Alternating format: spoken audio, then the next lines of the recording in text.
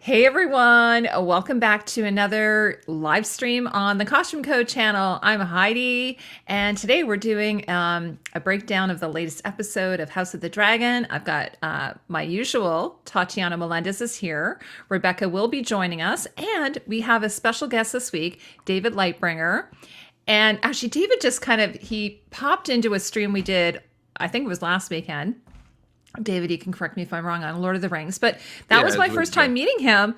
But I am so thrilled to have you tonight because, first of all, I'm dying to know your thoughts on the series so far and this episode and just, getting to know you a bit better. So welcome. Yeah, I actually think it's terrible, but I'm pretending to like it according to a couple of comments in my no, I'm totally kidding. I like the show a lot. There is a couple. I'm always amused when people are like, "Oh, why don't tell us what you really think?" And it's like I trashed season 8 endlessly. Yeah, I would tell you if I didn't like it. But yeah, Well, it was funny because AU, who we had last week, AU Packmeal, I don't know if you know him. He gave the whole season, like every episode, a 10 out of 10. And I'm like, really? Okay.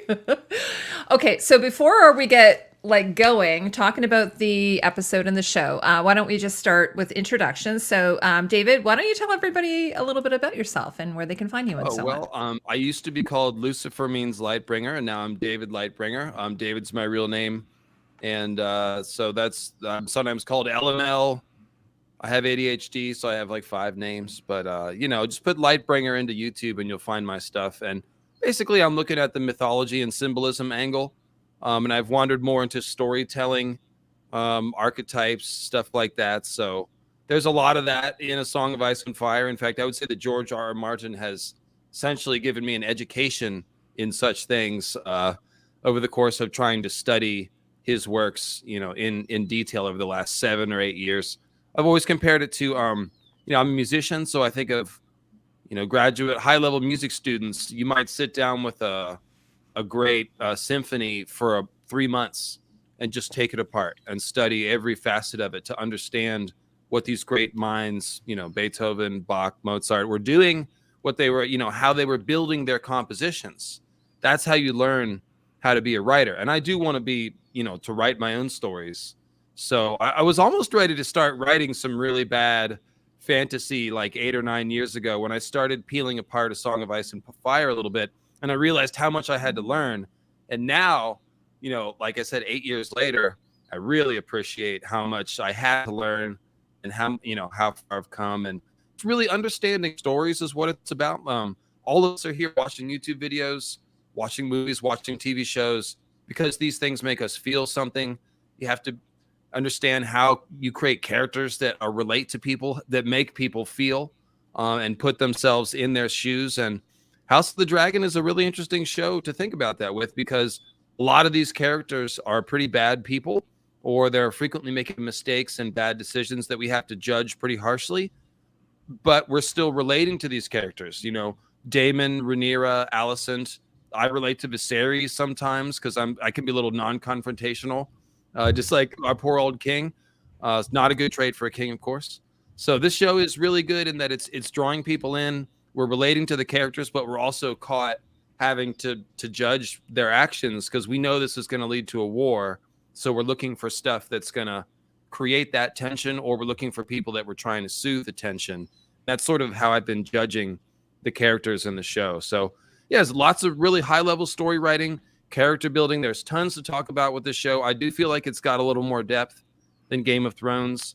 The early seasons of Game of Thrones were great. They were just adapting the books, obviously, but House of the Dragon really does have a different feel. It's a little more of an adult show. We can talk about the pace and all that stuff, but there's no question they're treating the audience like adults, as they said they would. So I'm enjoying that. I'm enjoying things not being spoon-fed. I'm enjoying having to think about what's happened in between every episode based on the little clues and stuff like that. So yeah, that's where I'm at with the show right now. Excellent.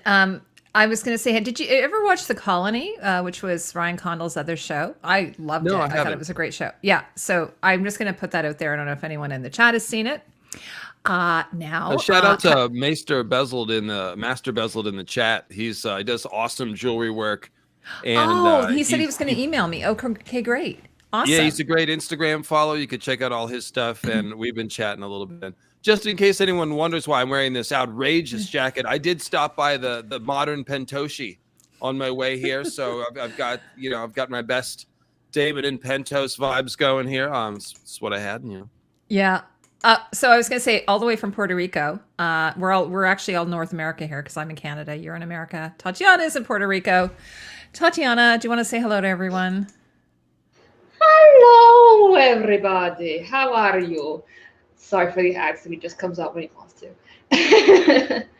Hi, everybody. How are y'all? Yes, I am. For those who don't know, last week, me and my island went through Hurricane Fiona when it was still a storm. It became a hurricane as it was passing over Puerto Rico because we just like to convert shit for some fucking reason. So basically, I'm fine. My family's fine. We finally have power and water. It's funny because like the day after I asked all of you to pray for me to get water, apparently God answered because we got the water, but then we got no power. So it was either one or the other. But now we both have, thank you, AU. Now we both have power and water. At least the metro area. The rest of the island, especially the southwest, still not doing great. They're still in recovery mode. And also pray not just for us, also Fiona went all the way up to eastern Canada, right around our homegirl Heidi's home turf to the east coast over there, and by the time it got there it was a category 4. So it wrecked it up over there, I'm sure. So also send prayers up there, and also send prayers over here because we've also had like 2 other hurricanes, and right now Hurricane Ian, which is the 3rd one of the season, it's passing through Cuba and going up to Florida, just going all the way like right smack down the middle of Florida. May your prayers to you, Sarah. Thanks for being here. And it's a category 3, which is nothing to laugh at. So yeah, hurricane season is a whore. She's a whore and a half, but we have to keep on chugging. That being said, I am in red and blue and white this evening because in honor of my homegirls Rhaenyra and Lena, because my God, do they needed this episode? Like, God damn it, Lena. God damn it. We'll get into it, but like, God damn it. And yeah. Hi. Well, Tatiana, so are you basically then, I mean, this stream is almost probably just a distraction from real life for you then, huh? Oh, absolutely. From the sheer boredom and heat. Because after a good hurricane always comes the heat. It's like all the wind and all the wind just sucked out for the hurricane. Yeah, you know, when I talk about mythology, and I promise not to do mine to go too long here, but when I talk about the way that mankind makes gods and myths and how they work, I always use the storm god as an example. Like if you're a sailor or you live on an island, you know the storm in a way that's very intimate and personal. You know its personality, the way it acts, its tendencies, and it's only human nature to sort of personify this into a being, an entity, and it is a divine force. The forces of nature are so beyond our ability. I mean, who can stand in the way of the storm? Who can stop the storm? Nobody. So this is where a lot of our gods and goddesses come from. Things like that, the powers of nature that shape your life. And if you live in that part of the world, then the storm, it's something that you live with. And you could hear that in what Tatiana was saying, the way that she's talking about the hurricane. It's like, oh, this happens afterward, and then this, and we know how to deal with this. It's storm season. It's part of how you live down there. So yeah. And it's well, it's not really funny, but in a way it is morbidly funny because to this day we still underestimate. I know that when Fiona arrived here, a lot of us, me included, underestimated because it was still a storm, it was still a tropical storm. It was on the verge of becoming a Category 1 hurricane. And it became a Category 1 hurricane as it was passing through like the south west tip of the island, and we were like, oh, we've dealt with tropical storms, they're nothing. But the thing is, what we didn't really take into account was that the storm was slow. That bitch was slow as fuck. It was like 8 miles per hour going. That was how fast it was going. That bitch was slow, and it was also carrying with it like historic amounts of rain. So whereas Maria 5 years ago screwed us over because of the wind, Fiona, despite being a storm, a lowly little storm, fucked us over with the rain and destroyed bridges and homes and people that, and again, I said this last week, but there were people, you heard shelters that before the storm came in, they had like maybe like 10, 15 people.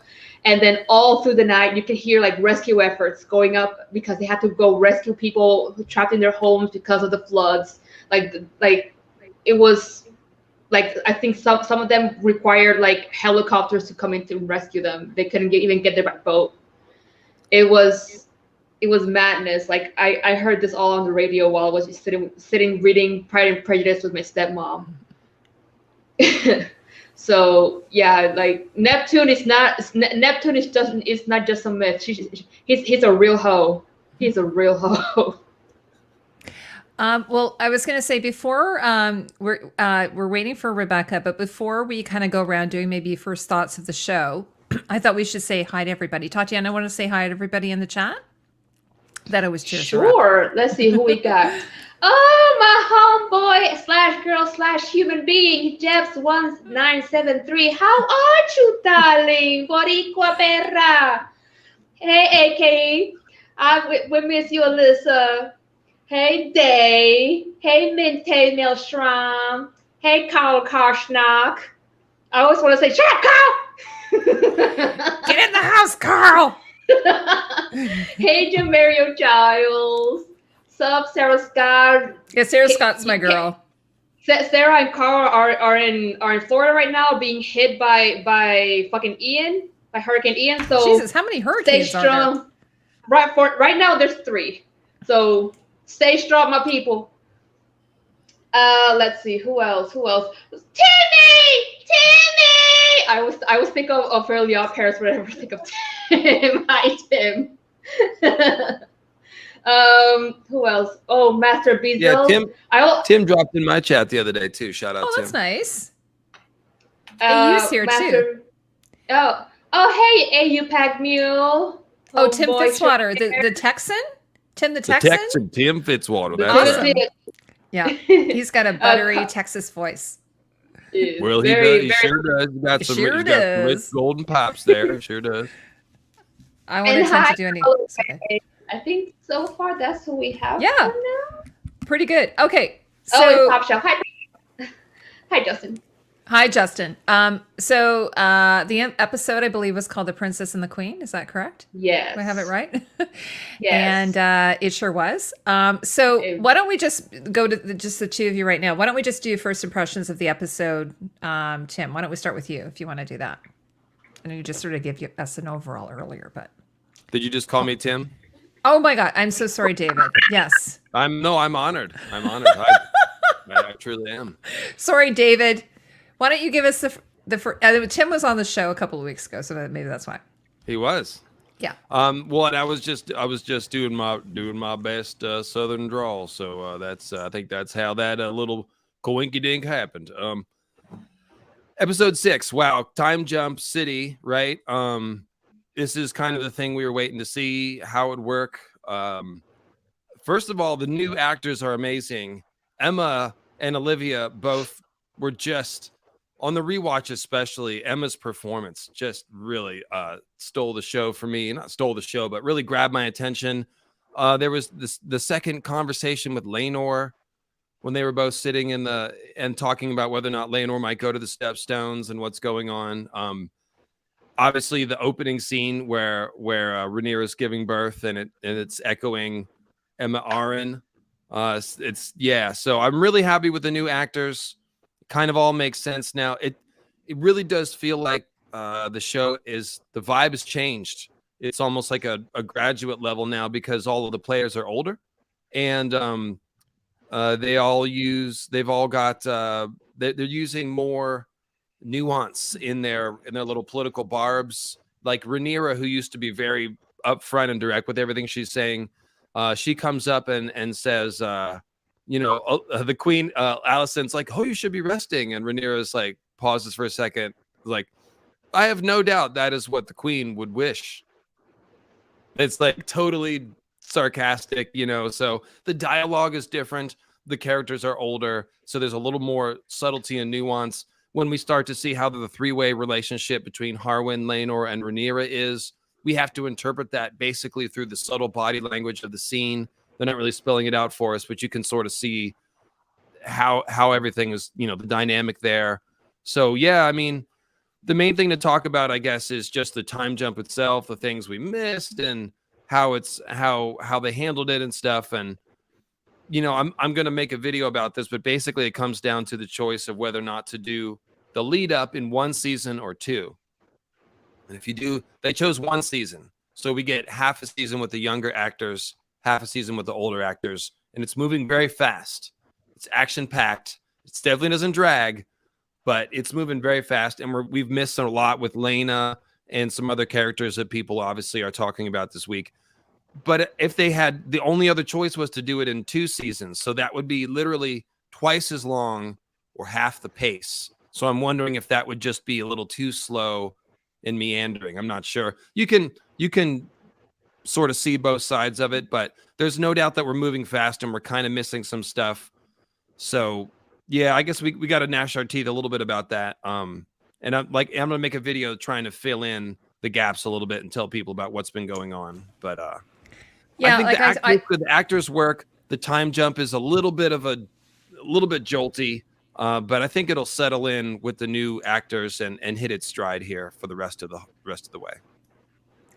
No, David, I was going to say, I think last week when we had AU on and Tatiana, we were talking, and I said, personally, I would have been totally fine having the uncast do the whole season. Like you say, there would have been maybe some pacing issues, but I think there was just so much backstory. And they did a lot of cutting, right? There's a lot of cutting that's happened, that's been on Twitter. Tatiana,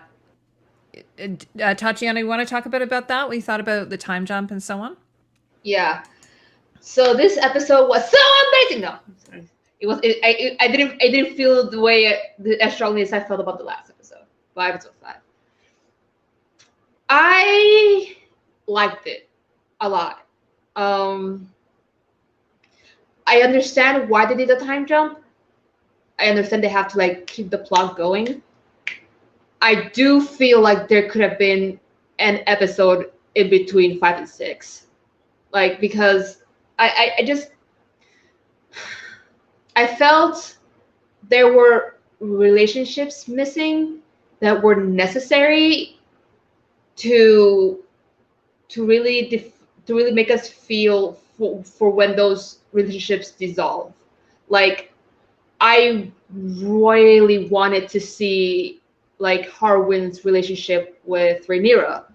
We saw his relationship with his supposed sons, let us say, but everything about his relationship with Rhaenyra was subtext, and then he's gone.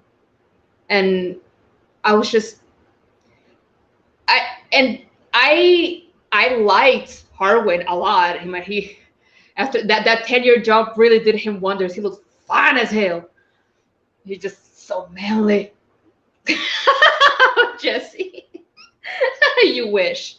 I'm dying to agree with you, Tatiana. I really think that maybe a 12-episode season would have been the answer, because just one more episode with the younger actors where we could have seen Harwin and Rhaenyra fall in love and Daemon and Laena start their relationship, then it would have made more sense to see them with kids.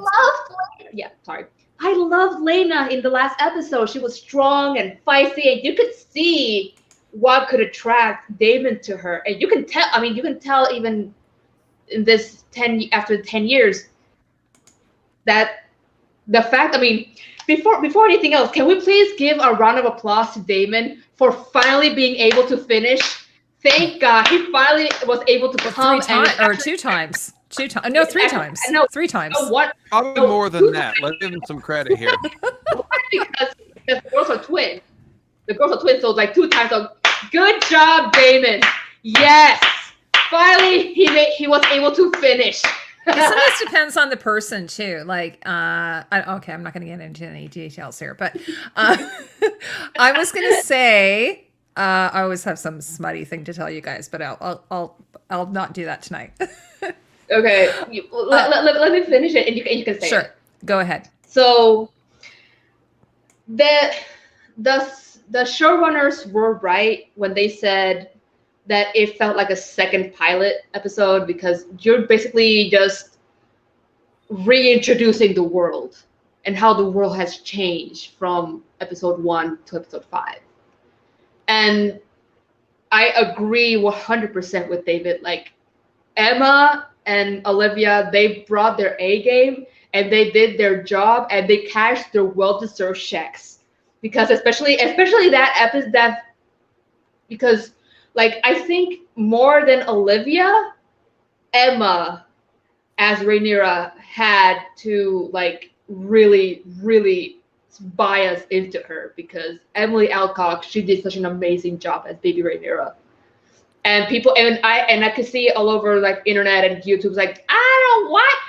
I'm not sure about Emma. No, we don't want Emma. She's not very good looking. She's not this, she's not that. I'm like, give her a chance. And honestly, that opening scene of her giving birth, it's like at that moment when she gave birth and she cradled her baby and she smiled, only to have that happiness just cut short because of fucking Alicent. That made me say, you know what? I would trust this bitch. I would trust this bitch to do a good job. Yes. I will buy into what I buy into what you're selling. I got you. I got you. I am with you. And that is not easy to do, especially like in the very opening seconds of the episode. It is not easy. So I applaud her. And again, last week I had some green in me, but now I'm just red and blue because God damn it, Olivia Cook did a great job of making Alicent excruciatingly annoying and just getting on my last nerve. And Kristen Cole deserves an Oscar or an Emmy because he made me hate him so hard. Oh my God, he just became one of those exes. You know, you'll know girls and gays and everything in between. You know those exes that just likes to hold a grudge just because you didn't do what they wanted you to do. That type of ex. Yeah, he became one of those. Like, he was cute in the beginning, and now he's just like gross. Ew. So yeah, it seems like we're all talking about the acting. And just real quick, Emma's non-binary, so you want to remember to say they. Oh, sorry, I did not know that. Sorry, Emma. Easy to forget. They're playing a character who's obviously, Rhaenyra's female, so it's easy to forget. But yeah, I saw Emma on another show. It was like a Simon Pegg's like partner.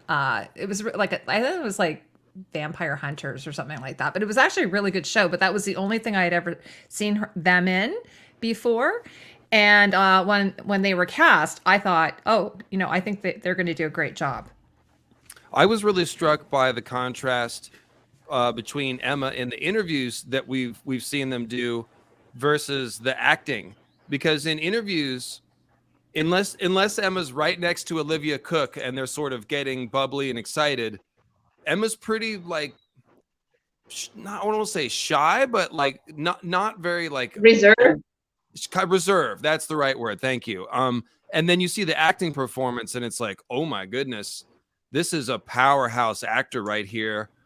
Completely drawn us into the emotion. A lot of these scenes are very long held shots, so they're acting the whole scene. This is not cut up.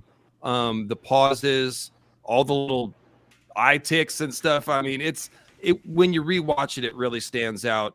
And the same goes for Olivia playing Alicent. Just the level of queenliness, evil stepmother trope, very composed queen. And we can obviously sympathize with Alicent too. I'm not saying she's evil or whatever, but the evil stepmother is a trope that is happening here, and it is being just nailed really well. So it's pretty fun to see. And then Kristen, Kristen's little snippiness is just unbelievable. I love him in the training yard when he starts snapping at the other boys and snapping at Harwin, and like it's just, you could tell how what a tart, saucy, I want to use bad words here, but yeah, he's so sour over this. Like 10 years ago, bro, move on. Yeah. Oh, about Emma, I think one of the things I love about them, especially, is that they seem like the type of actor who's a chameleon. There are actors that they could play a role and you see the actor, but you see like Emma in real life in interviews, and you see them as Rhaenyra, and they look so different. You if you didn't know who they were, you wouldn't be able to recognize them if they were like one next to the other. And I love actors like that. Like, for example, Rhaenyra's mom, Queen Emma, the actress, I realized this like earlier today. If for those of you who watched BBC's Sherlock, which at one time was like one of my favorite shows in the world, she plays Queen Emma, the actress. She plays Uriah Holmes, Sherlock's younger sister. And in that show, if not gonna do any spoilers, but she plays like 3 different characters inside that show, and you wouldn't recognize her at all because she just has that face that she can disappear into any role. And it's the same, and I believe the same is with Emma. They can, I feel like they have that type of face that it's otherworldly, but can also mold into different characters much easier than, say, let's say, The Rock, Dwayne Johnson. I love me some Dwayne Johnson. He's very entertaining to watch, and from what I hear and see, he's a super sweet man. But he mainly plays himself. He doesn't disappear into a role. No, yeah, Tatiana, not like Emma. The Targaryens are supposed to be George's version of Tolkien's elves, and to be a real Targaryen, you have to look a little bit fey, I think. And I think Emma definitely has that. So yeah, she's got that aquiline nose. I can't say aquiline nose. Aquiline. I can't say that word. I don't know what's going on with me. It's aquiline. Like clasp. I can't say that word. Fast. I have to say fast. I can't say clasp. Don't worry. I have aquiline. I have trouble saying probably. Probably, I have such a I have a horrible time saying. Well, and then you were talking about Sherlock. He can't. The actor Cumberbatch. Benedict, he can't say penguin. He says penguin. Penguins. I love. He can't say penguin. Penguin. How does he say it? Penguin. He can't say penguin. So why don't we start kind of breaking down the show? Like you guys talked a little bit about the opening. Do you want to talk about it? Like, why? People probably want to know, why did Alicent summon her? By the way, was it? I did a tweet about it must suck to live with your stepmom and dad, right? And this, and then at the end of the episode they move out of the house, kind of thing, because like it would suck. It's just like I don't want everybody, like that whole scene when she's walking up the stairs. I mean, despite everything else, there's all these people standing around. Like, fucking get out of the way. Like I said in the last episode with Laris, I was like, minion, be gone. Like, why are you talking to me? You. So sorry, I just saw Waiting for Guffman, so I'm talking a little bit like Christopher Guest from Waiting for Guffman. I have a list here of things that could have happened that they could have shown in between episodes 5 and 6. 1, how the fuck did Alicent get Kristen Cole out of trouble after he murdered Joffrey in front of everybody in the middle of a fucking party? Larry Strong cementing himself as Alicent's ally and confidant. Rhaenyra getting to know Harwin and getting a relationship with them, and having Jaehaerys. Daemon getting to the Vale and being refused Runestone by Lady Arryn, Daemon and Laena's relationship, marrying and moving to Pentos, Laena finding Vhagar and bonding with her, because I wanted to see like Vhagar's introduction, just being badass. Laenor post Joffrey, with him feeling lost, and maybe Carl Corey, his newest boo-boo, being like maybe comforted him and like managed to get a connection with him. Rhaenyra finally overcoming her fear of motherhood and childbirth by birthing Jaehaerys, because remember she had after her mother died, that was one of her fears. And also Alicent discovering that Jaehaerys could be a bastard. All of that could have been like episode 5.5. Yeah, it's a lot. It's a lot of I was going to say the part about, this was all online about Alicent. I mean, David, I don't know what you think about this, but I mean, Alicent has the king's ear, so.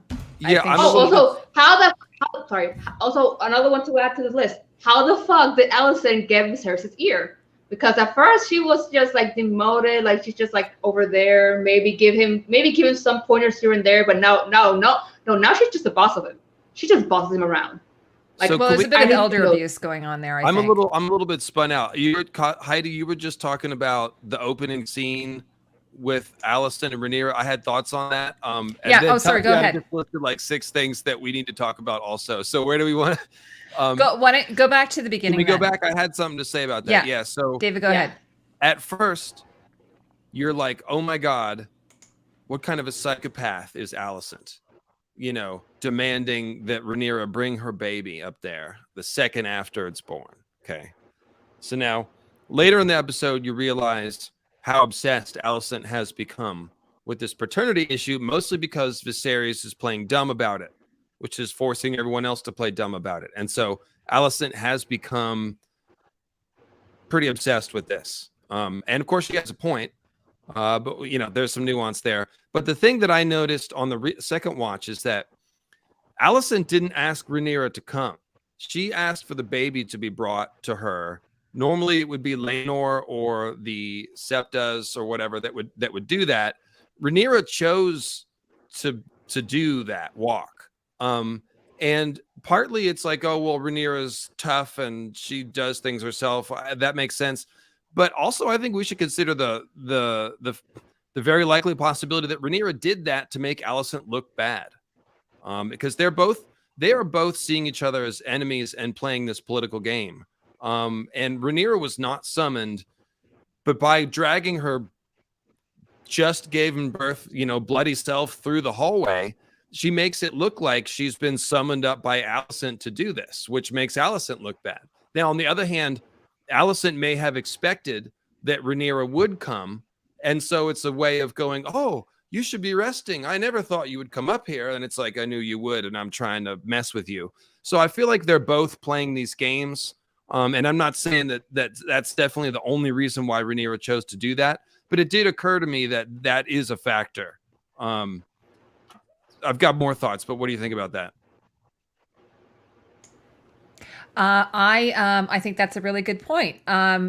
I was going to say, like, regarding, it's funny, I'm thinking every fantasy show is going to try to outdo a mother giving birth. Like, so I don't know if you guys have watched Wheel of Time, but they do a scene in that when a woman gives birth while fighting in a battle. So I think I'm just looking forward to seeing the different, how far can we push this? Like, I was thinking a woman will be like having sex while she's pregnant and then give birth to the baby right on top of her husband's penis or something. Like, I'm going, where are we going to go with this? And actually, sex does bring on labor, so it could happen anyway. But I don't know, Tatiana, what do you think about all that? I had to take it there, David. Sorry, I always do that. I just have one question. Did Alicent have to conceive Aemond to get Kristen off the hook? What? That's my question. If the way that Alicent managed to not save Kristen from getting, punished for killing Joffrey, did she have to conceive Aemond? Did she have to have sex with the king, use her vagina as a weapon to save Kristen from whatever punishment will be coming to him for killing Joffrey. So I think people are really misunderstanding the nature of the Kingsguard. A lot of people are very confused about why he wasn't arrested on the site, because he absolutely murdered Joffrey. We should all agree that was a murder. There's no legitimacy there. The Kingsguard have wide leeway. They can beat the crap out of someone. Who's going to arrest the Kingsguard? The only person that would arrest the Kingsguard would be the other Kingsguard on command of the king. So short of that, nobody arrests the Kingsguard ever. If they get into a fight with somebody, it's the other person that's wrong, unless the king decides otherwise.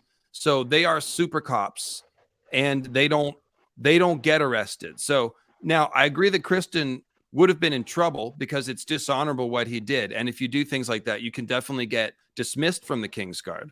But Alicent, I believe at that point, has enough power with Viserys to essentially prevent that. And I think we're supposed to assume that Alicent was the one that would have interceded to prevent Kristen from being dismissed from the Kingsguard, because she's the one who interceded to save his life in the Godswood, and she's the one who hid his sin with Rhaenyra in order to have leverage over him. So it just would complete the act for Alicent to be like, no, that's my Kingsguard. You're not kicking him off, because he's now basically her thug. And we can see that he's completely her agent, her attack dog now. And so that would make sense if she's the only reason why he's still on the Kingsguard. So I didn't have any problem filling that in. And yeah, cops don't get arrested in real life anyway. Fair enough.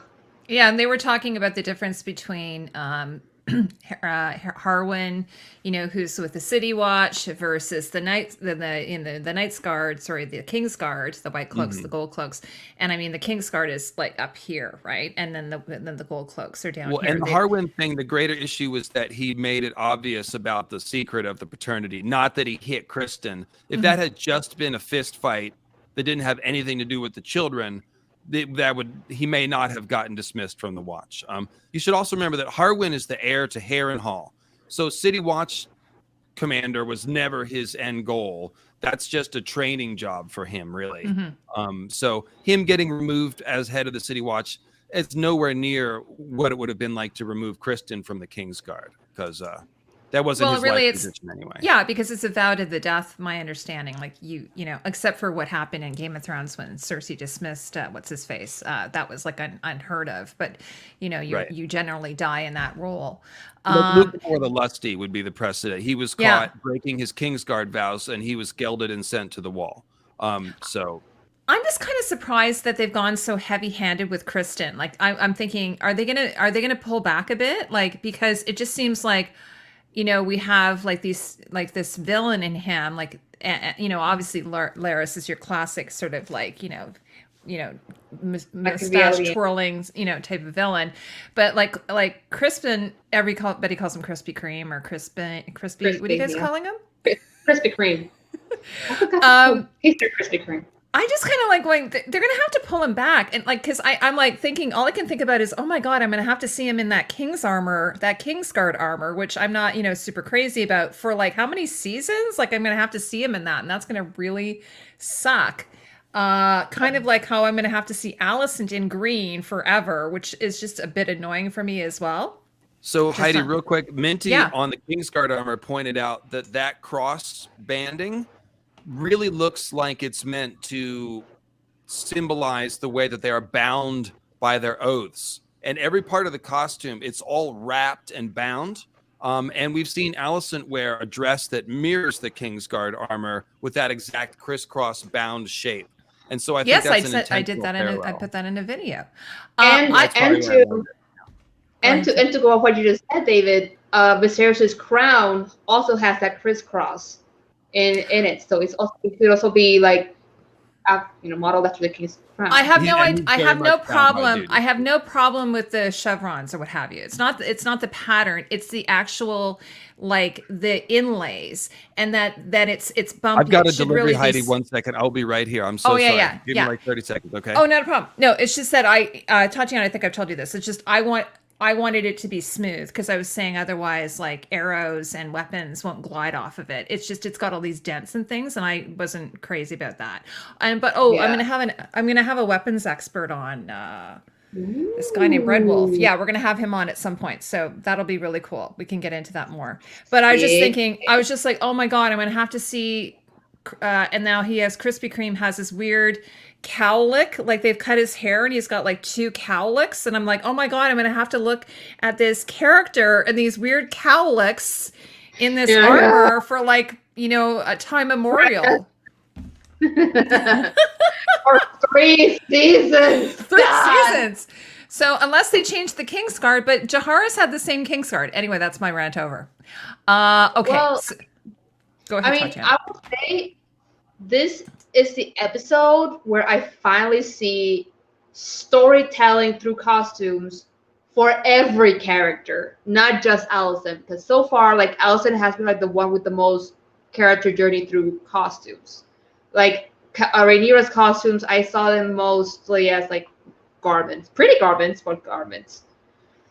It is now that I see like a story being told through the garments for like not just Alicent, because for example, Alicent has embraced her warrior high-towerness, so she's in all green. But Rhaenyra, she has yet to embrace her Targaryenness, warlike thing. Right now she's just trying to survive the court. So she's in lighter colors, she's in pale colors. Like the thing I love the most about her first dress when she goes to take baby Joffrey to Alicent is that it's not just light colored, it's also like bearing the shoulders, which gives her a vulnerability. You can tell and her moving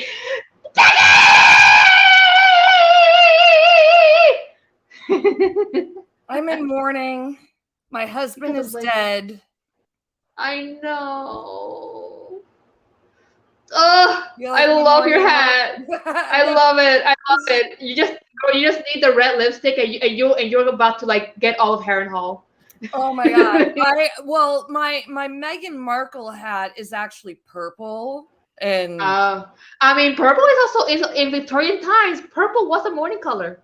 But it's also like it's bent. I need to take it to the hat shop and like get it fixed. But Rebecca, so David just popped out. He's coming back, and we're having a really great conversation. I've literally been in my apartment for like 5 minutes, and I caught like the very end before. Okay, now, sorry, I have to do one thing. Now that David is back, I have to just do one thing, and I'm not sure how this is going to work. So let me just do this. Happy birthday to you. Happy birthday to you. Happy birthday. Happy birthday to you.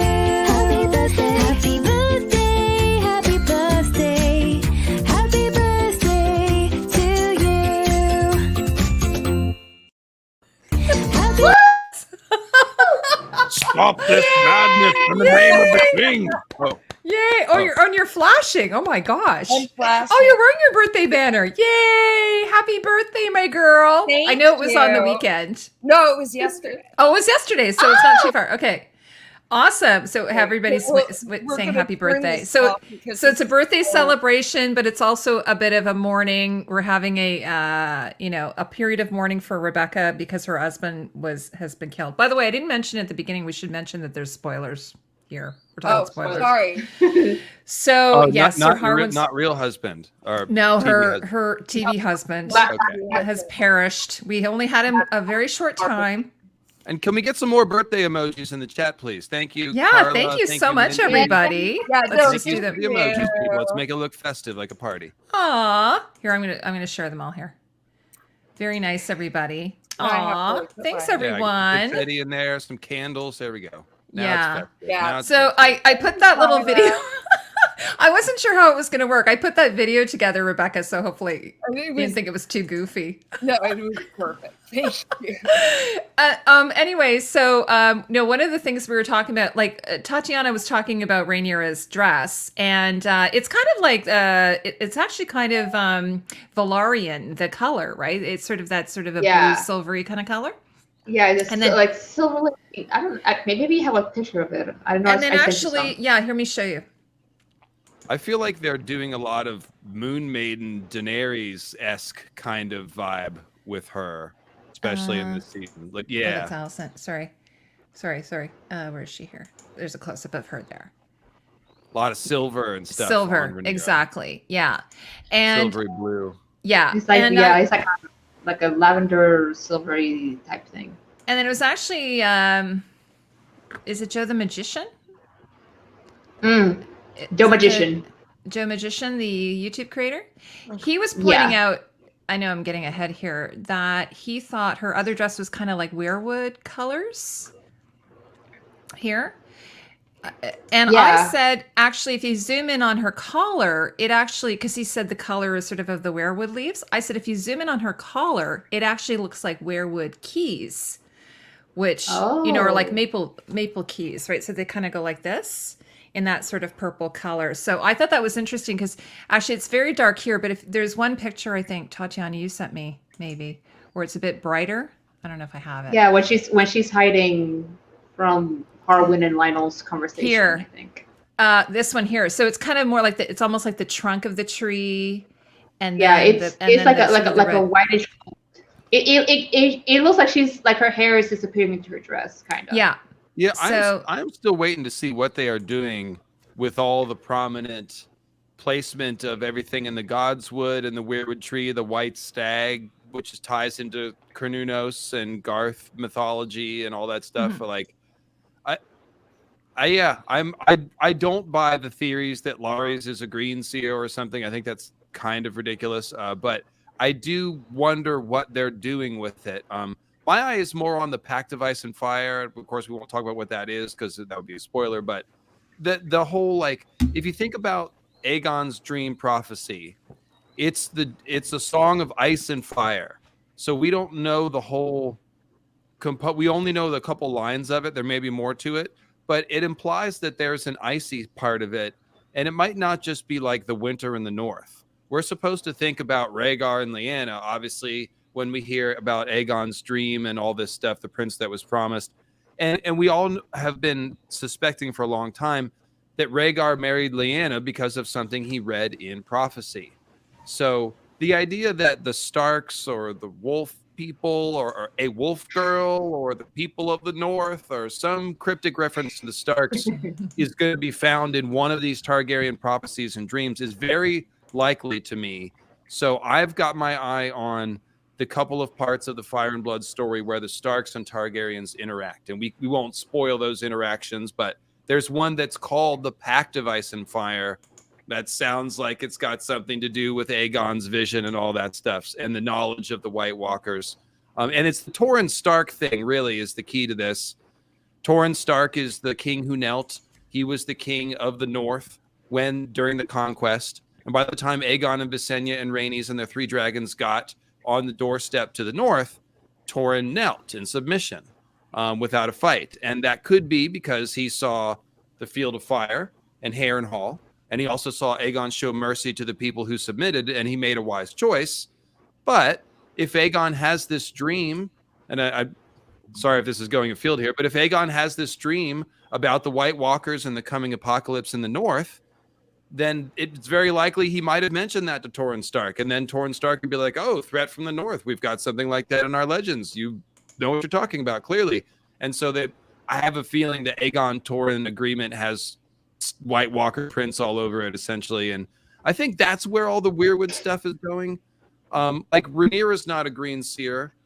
So if they're comparing her to a Weirwood tree, I would think that would be some sort of thematic thing. But I can't even really think of what it would be. Like Alicent being compared to the hibiscus flower with the Lares scene, that made sense. Like that was easy to understand everything that was going on there. I don't know what they're doing with the Weirwood stuff. Well, the other thing is that because I'm going to probably do a video on this. There's been a lot of like connection. It's really weird because the costume designer of this said she never watched Game of Thrones, although I'm now kind of doubting that. And she didn't consult with the original design team. But I'm seeing a lot of crossovers. So for instance, Sansa Stark wore fasteners. Her little buckles were like werewood keys. And so I thought that was just, I don't know. I can't see it being a coincidence that the shape looks like leaves. They could potentially be feathers. No, it makes sense. They're around the collar, so it's up top where the leaf canopy is, and the silver is like her. I mean, that makes sense. Exactly. Yeah, and they did it with Alicent, where the flower is here, and then her necklace has the golden orbs, just like the flower's little flower bits. I forget what the pistil or the stamen or whatever. Piston, the stamen. Yeah, something. It's been a long time since 7th grade biology. Exactly. Dave says Helena being a dreamer like Viserys was a nice surprise. Yeah, that was interesting. That was weird. I thought she was just rambling away. I'm like, what the hell is that girl going on about? She's just rambling over there. Her mother's like, yes, whatever. Yeah, and then she said something spoiler, so. So you're Brandon Stark, you're on all the streams. Is that true? Are you like the YouTube slut? You're just making the rounds kind of thing. Think so I mean, I come to the command of those whom I respect. So Tony Teflon asked me to come on. I'm going to come on. You asked me to come on. I'm going to come on. But that's really about it. I haven't been too many other places. I'm known to call in as Nanny Vagar now and again to a call-in show, but apart from that, Before we go ahead, so Rebecca, I haven't even let her talk. Sorry, Rebecca. Rebecca, why don't you tell everybody about yourself, and then maybe while you're doing that, you can also just do like your, thoughts on the episode. Obviously, you're completely distraught and in mourning. Go ahead. Yeah, I'm very distraught. I'm in mourning. They killed my husband. But hi, I'm Rebecca, aka Shadowcat Becks. Sorry, my cat. I literally walked in like 3 minutes before I hopped on the stream, and so the cat is very chatty right now. But I mean, you know me. I'm a nerd. I'm a film editor. I had very mixed feelings about this episode. My husband dying aside. In ways I really respected a lot how they handled the time jump. I also am feeling a little short-sighted about a lot of the character development, especially because we had so many new actors.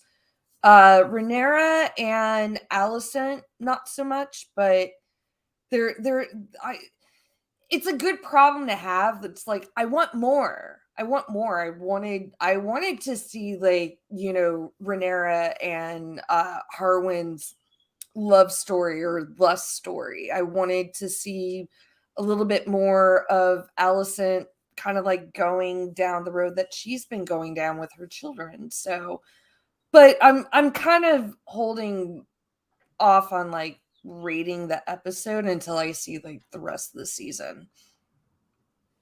Yeah, I was going to say that it kind of reminds me of a soap opera. You watch a soap opera. I don't know if you guys ever did this when you're younger. You watch a soap opera, there's a kid on it, and then you go back the next episode and the kid is like, I don't know, in their 20s. Or they're off to college kind of thing. So it's sort of like that. I didn't find that too jarring, but I think it's sort of like, I don't know if anybody watched Dark, but you've got like the 3 ages of the character. And with Dark... Heidi, you're into Dark? My favorite. Oh my God, TV I love Dark. Ever. Are you freaking kidding me? It's one of my favorite shows. Me? Oh, Jesus Christ. I knew you and I Forget were about like House of the kindred Dragon. spirits. We have lost them.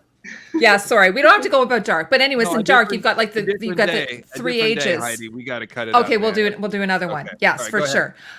So yeah, sort of like you've got the, you don't get much time to spend with them. So I don't know. I think that's a great point. That Tatiana, go ahead.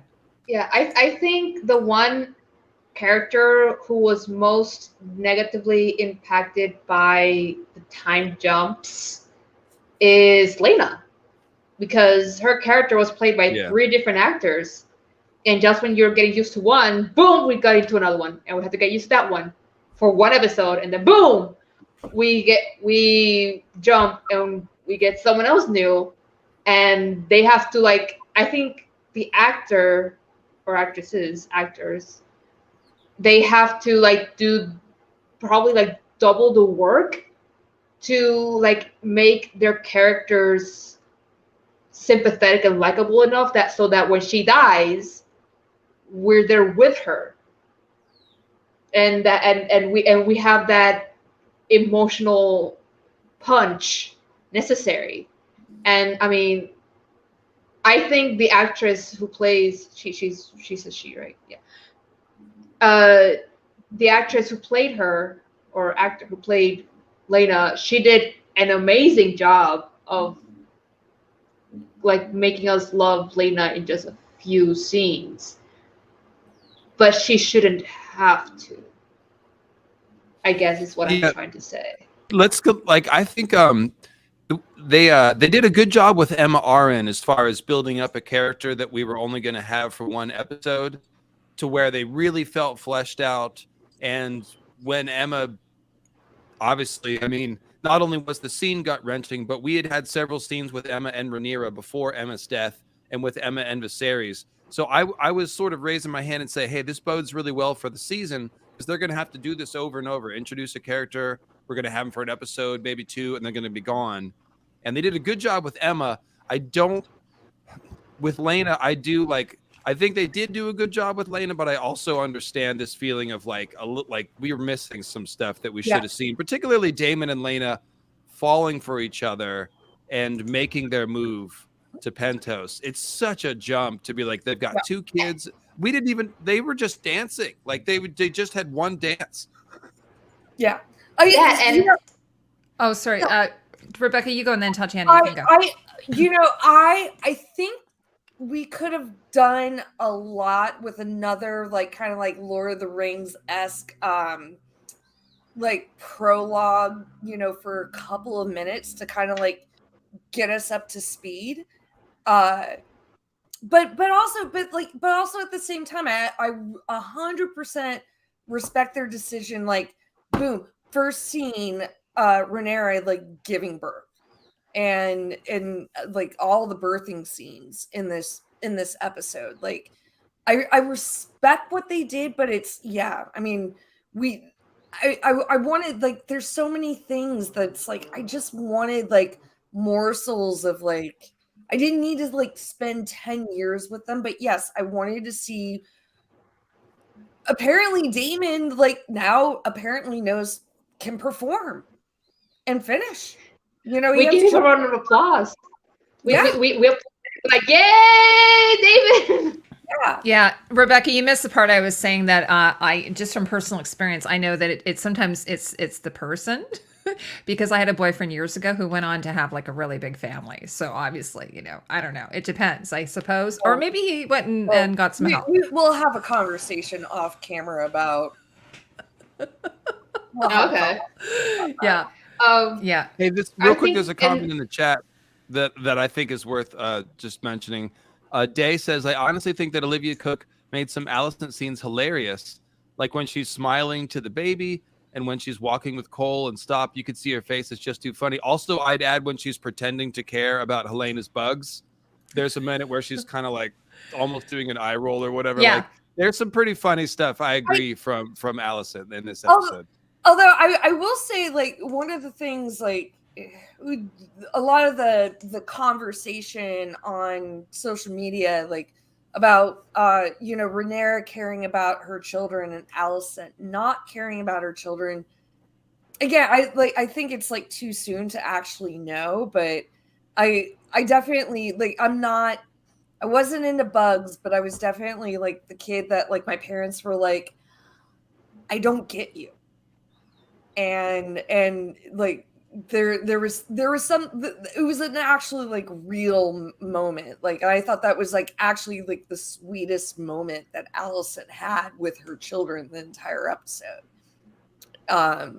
When she was like, I don't get you, but I still love you.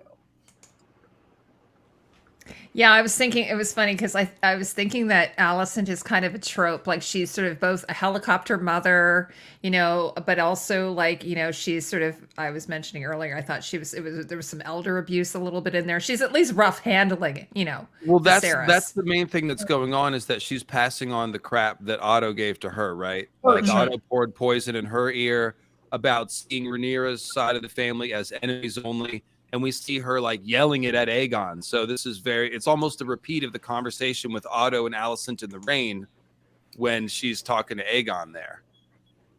I'm a little worried that we're going a little bit heavy into like the crazy woman trope with Alicent. Where like she's just so hyper focused on this like one thing, which, and I don't know how much you guys have gotten into this in the episode, like whether or not her children are actually in danger once Rhaenyra takes the throne, but like she's just so hyper focused on it where it's like to the point where it's like, are you even like thinking clearly? So I'm a little bit worried about like kind of like going how the show's going too far down it. But I mean, that I think it's the Emperor Who Wears No Clothes effect. It's like she's kind of almost being not intentionally gaslit by Viserys, because Viserys is doing his own like blinders thing. But the fact that it's so obvious that they're Harwin's kids and Viserys refuses to acknowledge it, I think that explains the fixation. A little bit almost like Galadriel getting obsessed on the orcs for years and years and like just getting too focused on it, because it's been 10 years. I'm an episode behind on the Rings of Power, so I'm just okay. No spoilers. Yeah. I only just saw the last episode today. Yeah, I was going to say, by the way, now mention Nurse Ratched, and I just want to say rest in peace because the actress who played her just passed away this week. Oh, she did. Oh.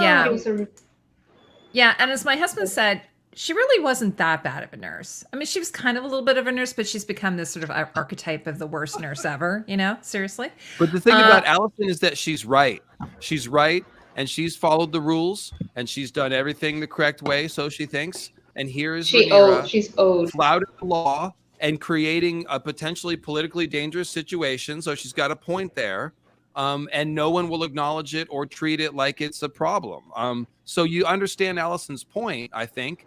But you can see that because no one else will acknowledge it except for Kristen and one or two others, she feels extremely gaslit. And I think that explains the emotion behind it, as well as Otto driving this point in that this is a life or death game. You win or you die, all that stuff, I also think I don't think in this story he is. I don't think there's anything to indicate that he is. I think the time, because she drank the tea, right? Yeah, and I think the time. I mean, like I think the time is long enough where it's I think we talked about this before, like that child didn't. I don't think that kid came, and that's not a question in the book. It's not kind of like, I don't think that's an issue, like whether or not Jace is Cole's child. I was going to say though, but then Rhaenyra does offer an olive branch, and what does Alicent do? Well, I mean, she says no. And to be fair, like that was one thing, even though like Rhaenyra becomes pretty sincere, like it's an olive branch, it's a way to mend things, but I can't imagine that Rhaenyra would actually think that Alicent would take this. If she like really believed, like, all right, my secret's out. They finally figured out like none of these kids are my husband's. They're all illegitimate. Like, I think that was also like Rhaenyra doing like political maneuvering, especially in front of a big group, to kind of put Alicent on the spot.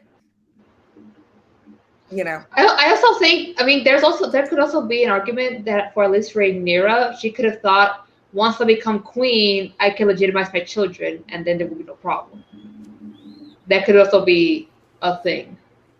I don't think so, because that would be admitting that she had been committing treason all those years, and that would undermine her rule very greatly. I don't think that would fly. Yeah, I don't think. Yeah, once she becomes queen, and if it's like, like there's not like that great, she doesn't even want to like admit like it's a possibility. Like it should always be like a ridiculous thing. Like, Well, I'm just saying though that if if sorry. Alicent is operating out of fear, which is what I think she's doing, she's operating out of fear.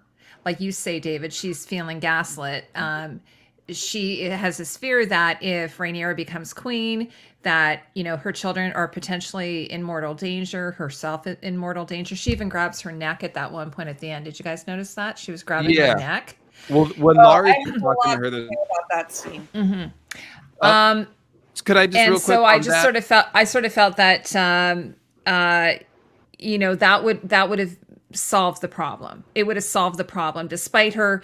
Also, just kind of reminds me, like one time we had a family dinner and we were all sitting around. We all got into a big fight, and then my one sister-in-law, she was like, "You know what? You have to remember, we're all family, and we should try and get along." And she was trying to do that whole kind of speech, and that's sort of what I felt with Rhaenyra. That okay, despite our differences, okay, yeah, I fucked some other guy out of wedlock, and that's treason, which is weird in my mind, but it is, I guess, and I could be expelled or even killed probably for it. But I mean, everything's extreme in this world, right? I just thought that would have been a good solution, and even Viserys in his ailment was like, "Oh yes, good idea." Sorry, go ahead, you guys. What do you want to say? Well, that would have been the putting the realm first thing to do for Alice. If Alicent had accepted Rhaenyra's proposal, which, yeah, you can question Rhaenyra's like, oh, she's cornered, so that's why, whatever. I think it's actually more a thing of like, this would have happened in the past, except for with the time jump, they need it to happen now. But the point is, if the High Towers aren't questioning the parentage of Rhaenyra's kids, then no one else really could. Because if Helena's married to Jace, what is somebody going to try to supplant Helena and Jace with Helena's brother? Who's going to do that if the High Towers are on board and wed to the crown? So although Rhaenyra is extremely in the wrong, meaning she's broken the law and she's lying about it, and her and Viserys are making everyone pretend, yes, that's true. It's also true that if Alicent was really concerned about the realm, she would have seen that silencing those rumors was actually the best way to prevent war from breaking out. If she marries Helena to Jace, there's no motivation for Rhaenyra to need to kill her children to solidify her claim. Right. And then the thing about that is that although we think Rhaenyra wouldn't do that, and I don't think she would, there's no indication that she would murder children. Politically, she should. That's what Otto is pointing at. Like, the political reality is that, morals aside, the claim is on shaky ground if there are rival claimants. And so if Rhaenyra is really cutthroat, she should have those other kids put to death. But that's why they should have taken the marriage proposal, like you said, Heidi, because that eliminates all of those problems. Well, they keep, I mean, this is a thing, right? They keep like, you could have married Lena. That would have taken care of that. Nope. Everyone keeps making these decisions. But it's interesting because I think Tatiana watches The Great. There's this one scene in The Great where you're like, holy shit, talking about murdering children. That is a real and definite possibility. So I can, and also the fact, as others are saying, Otto has been like, he's been sort of like helicopter parenting her. And there's also the fact that Viserys, he's just, well, for one thing, he looks great. Viserys reminds me of those people that you say, you don't look a day over 75. I'm 50. Oh. But yeah, he basically has no power at this point. Like, if he really wanted to, he could have just made the marriage between Helena and Viserys happen. He's the king. Like, yeah, Alicent can like bitch and moan all she wants, but if he says our daughter is marrying that boy and you can't say shit about it, that would have happened because goddamn it, he's the king. But he's like, oh, but it's a good idea, honey. Just maybe think about it. I'll remind that body. Okay. He's like, God damn it, Viserys. It's like, you're a cool dude. You look like you're fun to be around with, but you need to be more decisive. So basically, it all comes back to like Viserys' indecisiveness and just like not wanting to.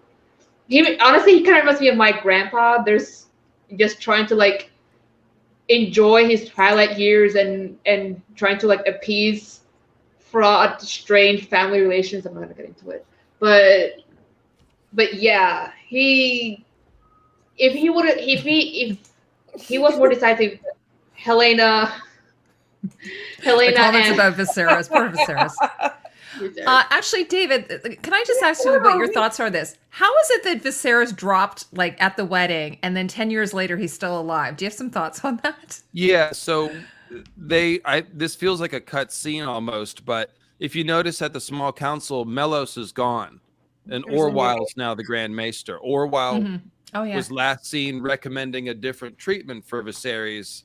That Melos was like, oh no, clearly leechings are working really well, as you can see. So I think we're supposed to conclude that.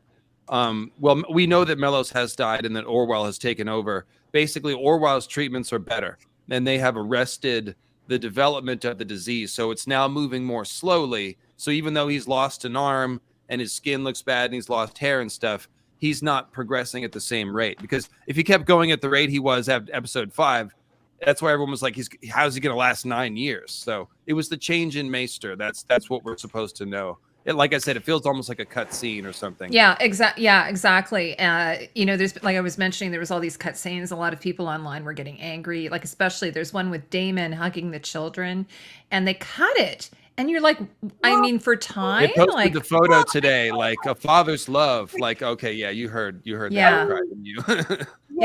Go ahead, Rebecca. I mean, I can see being in an edit room and you have all these like different images and like it boils down probably to like once we're like getting into like that like last montage, like you're only gonna like spin a beat and which one is more powerful and which one's gonna like be more powerful like for the later development. Like we don't know yet quite what we already had in the show that and I'm gonna get these two girls' names totally confused.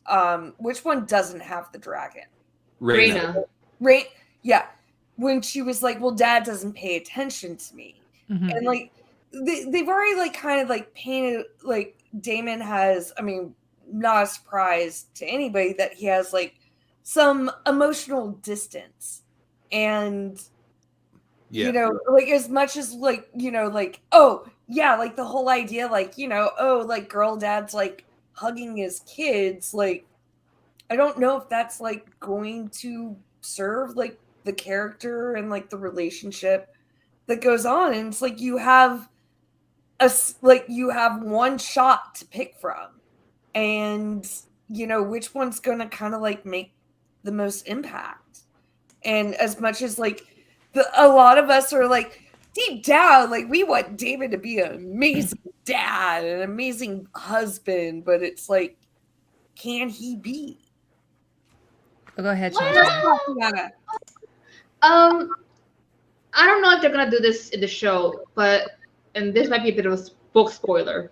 Sorry, but I have, and correct me if I'm wrong, I think after a while he like. Once he gets with Rhaenyra, he kind of abandons his daughters. So maybe that shows this scene of him not really comforting his daughters after Leela's death because of that. Maybe.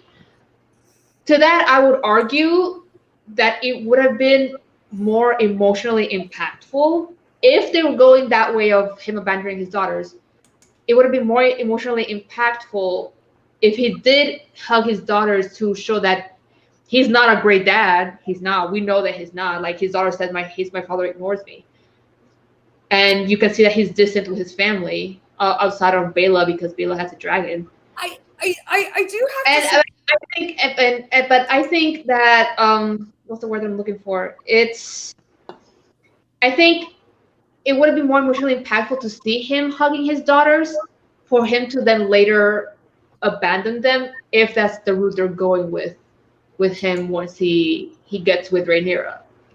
At least that's my opinion. Rebecca, you had something to say? Well,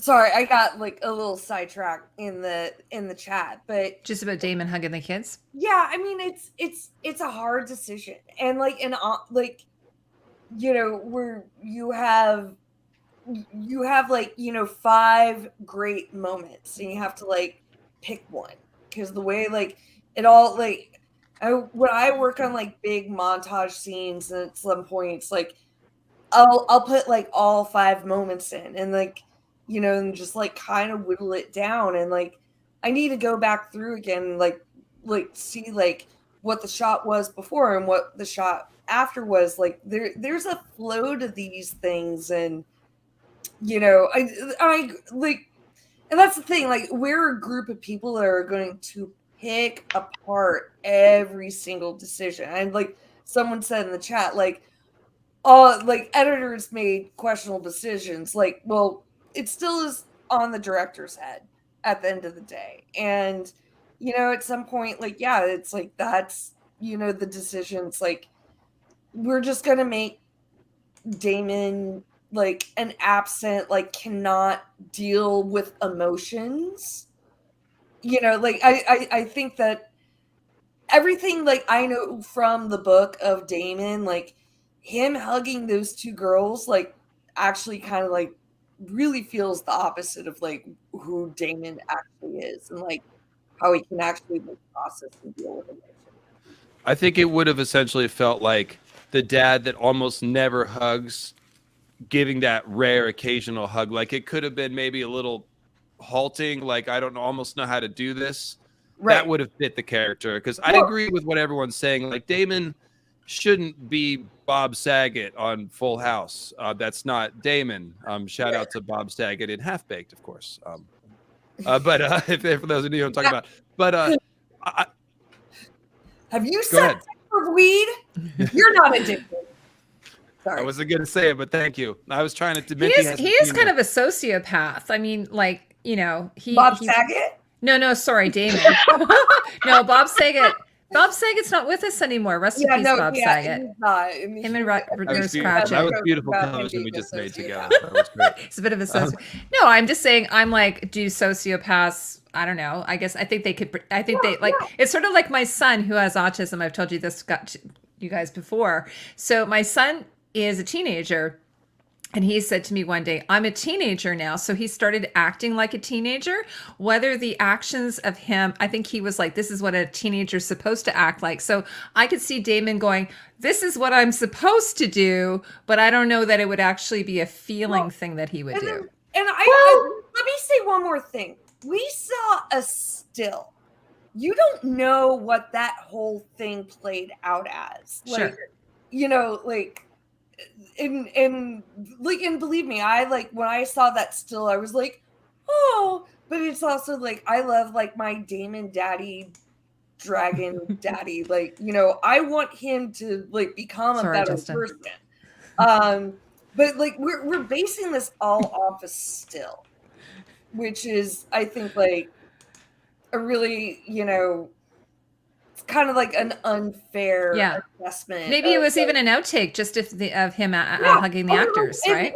Yeah, I mean that could have been like everyone was like super emotional, and like it could have been an outtake where like they were like in between takes and he hugged the actresses. The actors. I mean, yeah, that could have been if it's like actually a deleted scene. I do still think they should have had him hug his daughters after Lena's death, because I agree with all you just said, but like basically Damon's one redeeming quality is the love he has for his family. Is like as weird and sometimes perverted it can get, Rhaenyra, he has love for his family, and that is like basically what sort of kind of saves him. Not really, but you know. Right, but it's more like loyalty than affection, right? Yeah. But I think in this case, it could have been his own weird way of affection. You know, because everybody, like he says in episode 1, everybody grieves their own way. Well, everyone shows affection in their own way. Even if it was an awkward hug, that he doesn't know how to do this, but he can tell that his daughters need it, even if it's awkward. Even if it's not as super emotional as to him as it is for his daughters, I still think that it should have been there. But like it just occurred to me, like I'm a big Twin Peaks fan, and like the first episode of Twin Peaks, after like they find the body and like Laura Palmer's mother is just like in hysterics for the rest of the episode. Like a lot of times, like people are like, oh ha ha, like this is funny. It's like, no, like grief is ugly. Grief is over the top, and like grief also like doesn't come in a nice package where it's like all of a sudden like the weird absentees sociopath fathers like, oh, I'm going to give you comfort, like yeah, people lose their composure. Yeah, we're watching the, and I can totally, like, the more like I think about it, dissect it, it's like, oh my god, you guys. Oh, I've been to Twin Peaks sports bar, and of course, like I was like, we're going to Twin Peaks, and of course it's like mountains and like and Rebecca, my son's name is Leland, which is I didn't know about that. I wasn't thinking that when we named him, because it's a family name, so that was sort of funny when I went back to rewatch Twin Peaks. And I've been to real Twin Peaks many times because I used to live in San Francisco. But point is, I think that I think the relationship with Damon and Lena is easy to grasp if you've ever seen an example of it. Dad is an artist or an athlete or a writer or some career that basically takes up most of his time and defines his personality as being a little outside the normal field. Like an athlete is obsessed over training and their sport. An artist or a writer is completely immersed. Those kinds of figures aren't necessarily going to be the kind of father that a guy that just comes home from work at 5 o'clock or whatever is going to be. And I think that what we see here is that the mother is doing the mothering, and Damon is there to sort of teach the children Valerian and about dragon stuff. He's not serving the standard role of a father. Some relationships shake out like this. It's a little bit atypical, but it comes from the initial relationship between the dad and the mom. And I think that shows when Rhaena feels like, he shows a little favoritism towards Bela. That's probably not intentional, but Damon is a guy that probably has a hard time showing his emotions to his children in a normal way. But the fact that Bela rides a dragon makes it much easier for him to talk to her and open up to her. Yeah, so they have something in common, and right. but I also I still just understand like the editors and the director's decision to like, we're going to show an awkward moment because grief is not pretty, it's not perfect, it's awkward. No, like not everyone's like it's grief. Yeah, sorry, Justin just said, I never saw Robert hug Joffrey. No, he's not that kind of dad, right? Well, I mean, I think Robert was a horrible father. He abused Joffrey and was absent the rest of the time. Yeah, he sucked. That was terrible. Here's and not to get too sidetracked, but do you think if like there were actually like Robert's kids, he would have like had something? Well, and Cersei was also abusive to Joffrey, but sorry. I have a cat going crazy in the background. Shout out to Top Shelf Fandom, absolutely killing it in the chat. I'm laughing like here. Every like 30 seconds I'm snickering at something. Yeah, that's Justin. He's cracking me up. Actually, between him and Tim, the two of them are kind of just making me laugh. And Carl. Don't forget Carl. Get in the house, Carl. Yeah, spoiler, Joffrey's not Joffrey's dad. Yeah. Okay. He said, David, I like you a lot, but let's not call Robert a bad father. I mean, in fairness, Robert was busy being a bad dad. Yeah. Don't forget bad husband, bad king. Yeah. Good at drinking, good at He was hunting, good. and yeah, but And whoring. Don't forget whoring. Yeah. I wasn't He gonna actually say it, he but had yes. no trouble getting it up. He had no problem in that department. How many children did he So how many let's offspring? let's rope this Just back around into the, Cersei. Go ahead, David. Yes. I was just Sorry. gonna say the meat of this episode is Rhaenyra's kids and this scandal with Harwin. Okay, so Let's talk about Rhaenyra and Alicent's kids. We There's- haven't talked about them yet. there's so many things to peel apart here. Some people have raised the question: why is it okay for kings to have bastards and not Rhaenyra? So there's a couple of things that leap to mind for me. First of all, having bastards is not good ever. It absolutely creates, because what we're talking about here is the potential for war and succession crisis. Succession crises very often lead to war. So that's why there's all these strict laws about paternity and shit and the heirs having to do with the king. There just can't be ambiguity. It needs to be clear because ambiguity leads to war. So, for example, the king having a bastard with some other woman that's not the queen is bad, but doesn't call into question the paternity of the heirs because that bastard is not being passed off as the heir to the throne. If you try to pass off a bastard as the heir to the throne, that's high treason. And that is effectively what Rhaenyra would be doing with Jace by saying he's Laenor's son, he's a royal whatever, but instead his hidden paternity makes that a lie, which makes that treason. And that's why Lionel Strong saying it could mean your head, Harwin, it could mean Rhaenyra's head and all the children. That's why. However, even just the king having bastards is still bad because as we saw with the Blackfire rebellions and stuff, if there are other potential heirs, then other interested political parties can use those bastards as claimants to the throne if there's any reason to question whoever's on the throne. They're not a very good king. There's a scandal. Someone believes they're a bastard. Any of those things. So that's kind of what's going on here. Like any kings that have bastards are bad kings. That's not good. We're supposed to see that as part of Robert's excess, lack of self-control, lack of responsibility. So that's not like a cop-out. Be like, oh, Rhaenyra should be able to have bastards because Robert did. Like, no, having bastards is not responsible. But it is worse because Rhaenyra is lying about the heir's paternity. That's the problem. Some of that's just due to biology. Women have kids and the men don't or whatever. But that is the legal reality of it. So Don't forget Aegon the Fourth and the Blackfire Rebellion.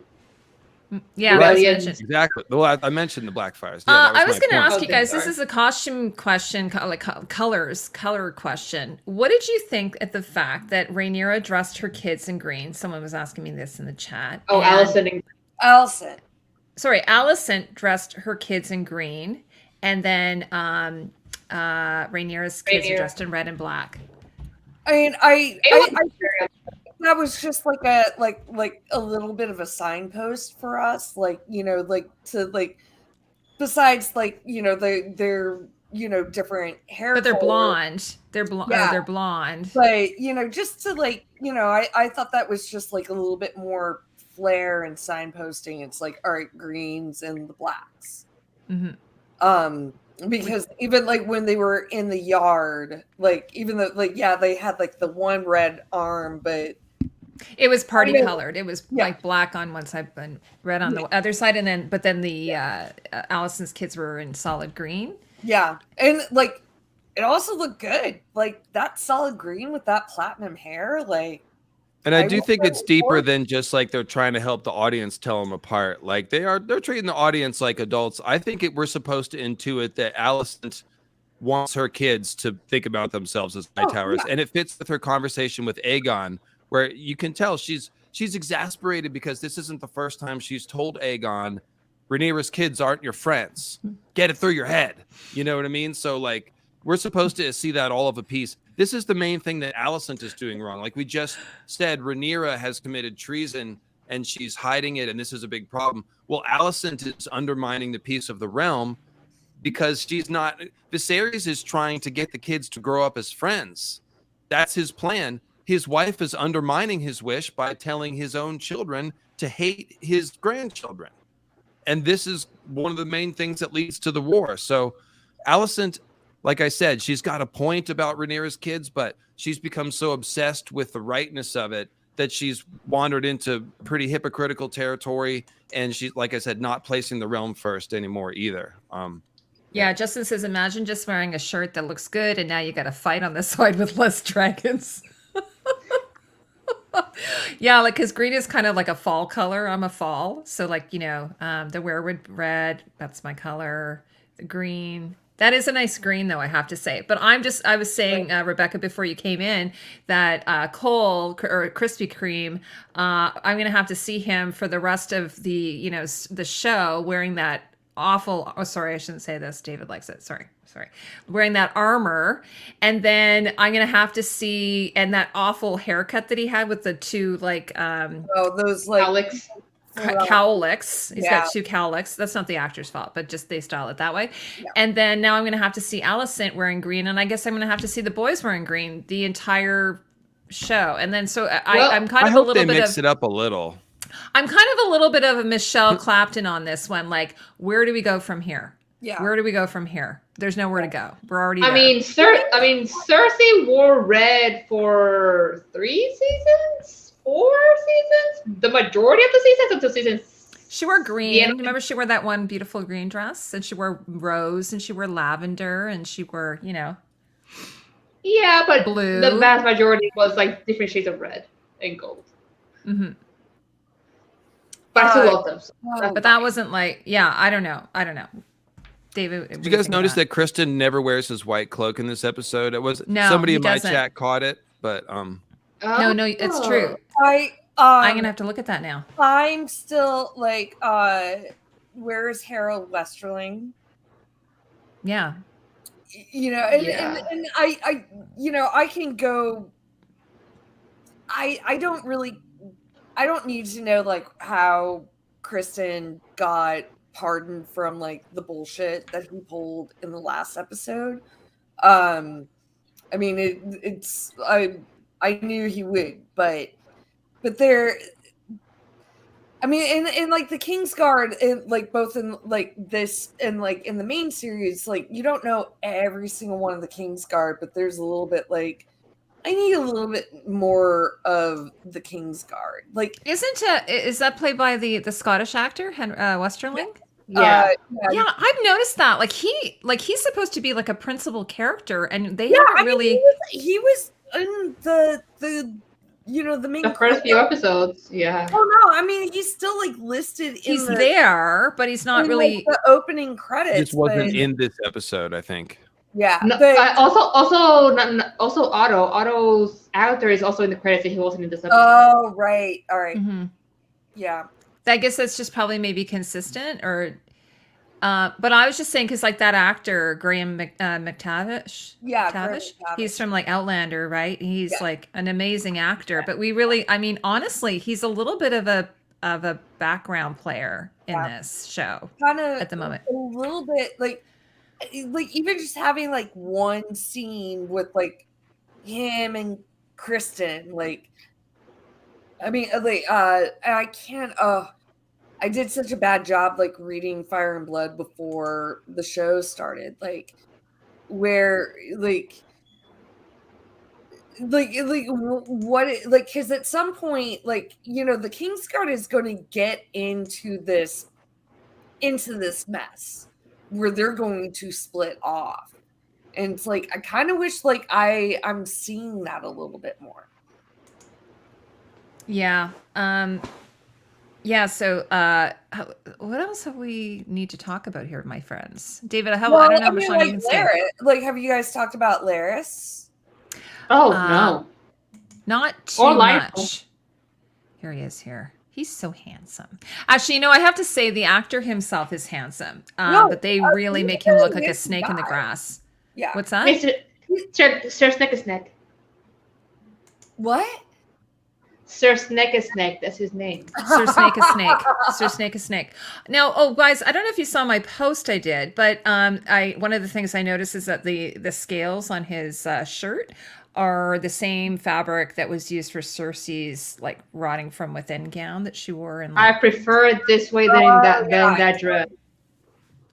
like this his is like brown kind of gray. It's at top fabric and hers, but they still sell her fabric, by the way. It's still there, believe it or So, not. Many, I many, have many years been- later. I have been spending the last like 36 hours like trying to like find really good information about like fireflies and mythology, and I'm like so glad you're on this episode, David, like because like you're such a mythology guy. Like I wanted to hear What's the Because, like, question Do you now? mean like, do you mean his little symbol? Because I thought there was like a cicada. no, I didn't. it was Someone said it was a Firefly. firefly, yeah. on HBO's like main thing. It Oh, is okay. Firefly. This is Firefly. stuck now. Yeah, it's the Firefly. Oh, Like there it goes. I went down like a rabbit hole, like and not a good like I was just like, oh, this is bullshit site, this is bullshit site. Trying to like figure out like why a firefly. I mean like illumination. And Knowledge. pulling out- Fireflies are significant in Lord of the Rings. Oh, okay. They're like the stars, like The Yeah. guiding stars and constellations. Where'd she go? Oh, Sheila. Oh no. oh, Hi. sorry guys, I'm having problems with my, oh, there we go. Okay, it's gone now. All right, So go ahead. I was having Yeah. Minty's comment was stuck. I'm not That's because sure you're so what- awesome, Minty. Oh, I definitely think so. It was, Yeah. I was trying to unstick it, but it wouldn't work. Okay, there we go. So I'm not sure what that would. I mean, this is a show about dragons. So without like going to external references to firefly ideas, just taking a firefly for what it is, it's a flying thing that lights up. It's kind of like the way that George uses dragonflies sometimes for symbolic purposes to talk about dragons. There's a dragonfly in the Reeds thing that has to do with Duncan, Prince of Dragonflies, and various Right. things. So And Sansa loved dragonflies. What's that? Sansa Stark loved dragonflies. Like, was it Prince of the Dragonflies? Right. Oh, She yeah, had a well, lot of- she had- she had a lot of jewelry with and embroidery with dragonflies. Well, so okay, so maybe this is it then, because the Prince of the Dragonflies, that's Prince Duncan. The thing about him is that he wanted to marry for love, and he was the heir to the throne, just like Rhaenyra, potentially. Okay, Rhaenyra doesn't have a specific person she wants to marry in the show version, but she doesn't want to have a political marriage. Is the point? But she's the heir, and the heir has to have a political marriage. Duncan resolved this by giving up his status as the heir, marries who he wants, and lives the life he wants. And there's part of me that, in the book timeline, which wishes she had given up just married Harwin and given up her heir status and had a happy life, having Harwin's kids officially, and things probably would have worked out better for her. Definitely would have worked out better for her. So. The Fireflies could be a reference to that because Rhaenyra's in the same position as Duncan. And Laurie's giving the monologue Hi, about Master. children and about how children, because of love stays the hand. They don't do what they should. They know what they should do. They don't. And we're supposed to say Laurie's love doesn't stay his hand. He kills his family to become the Lord of Harrenhal and to serve Alicent and to work his way up in power. So maybe it's just tying into the whole theme of like people, the love versus duty, and how different people swing different ways. Like Laurie's says, forget ambition. love. Duncan is all about love. Rhaenyra's caught in the middle.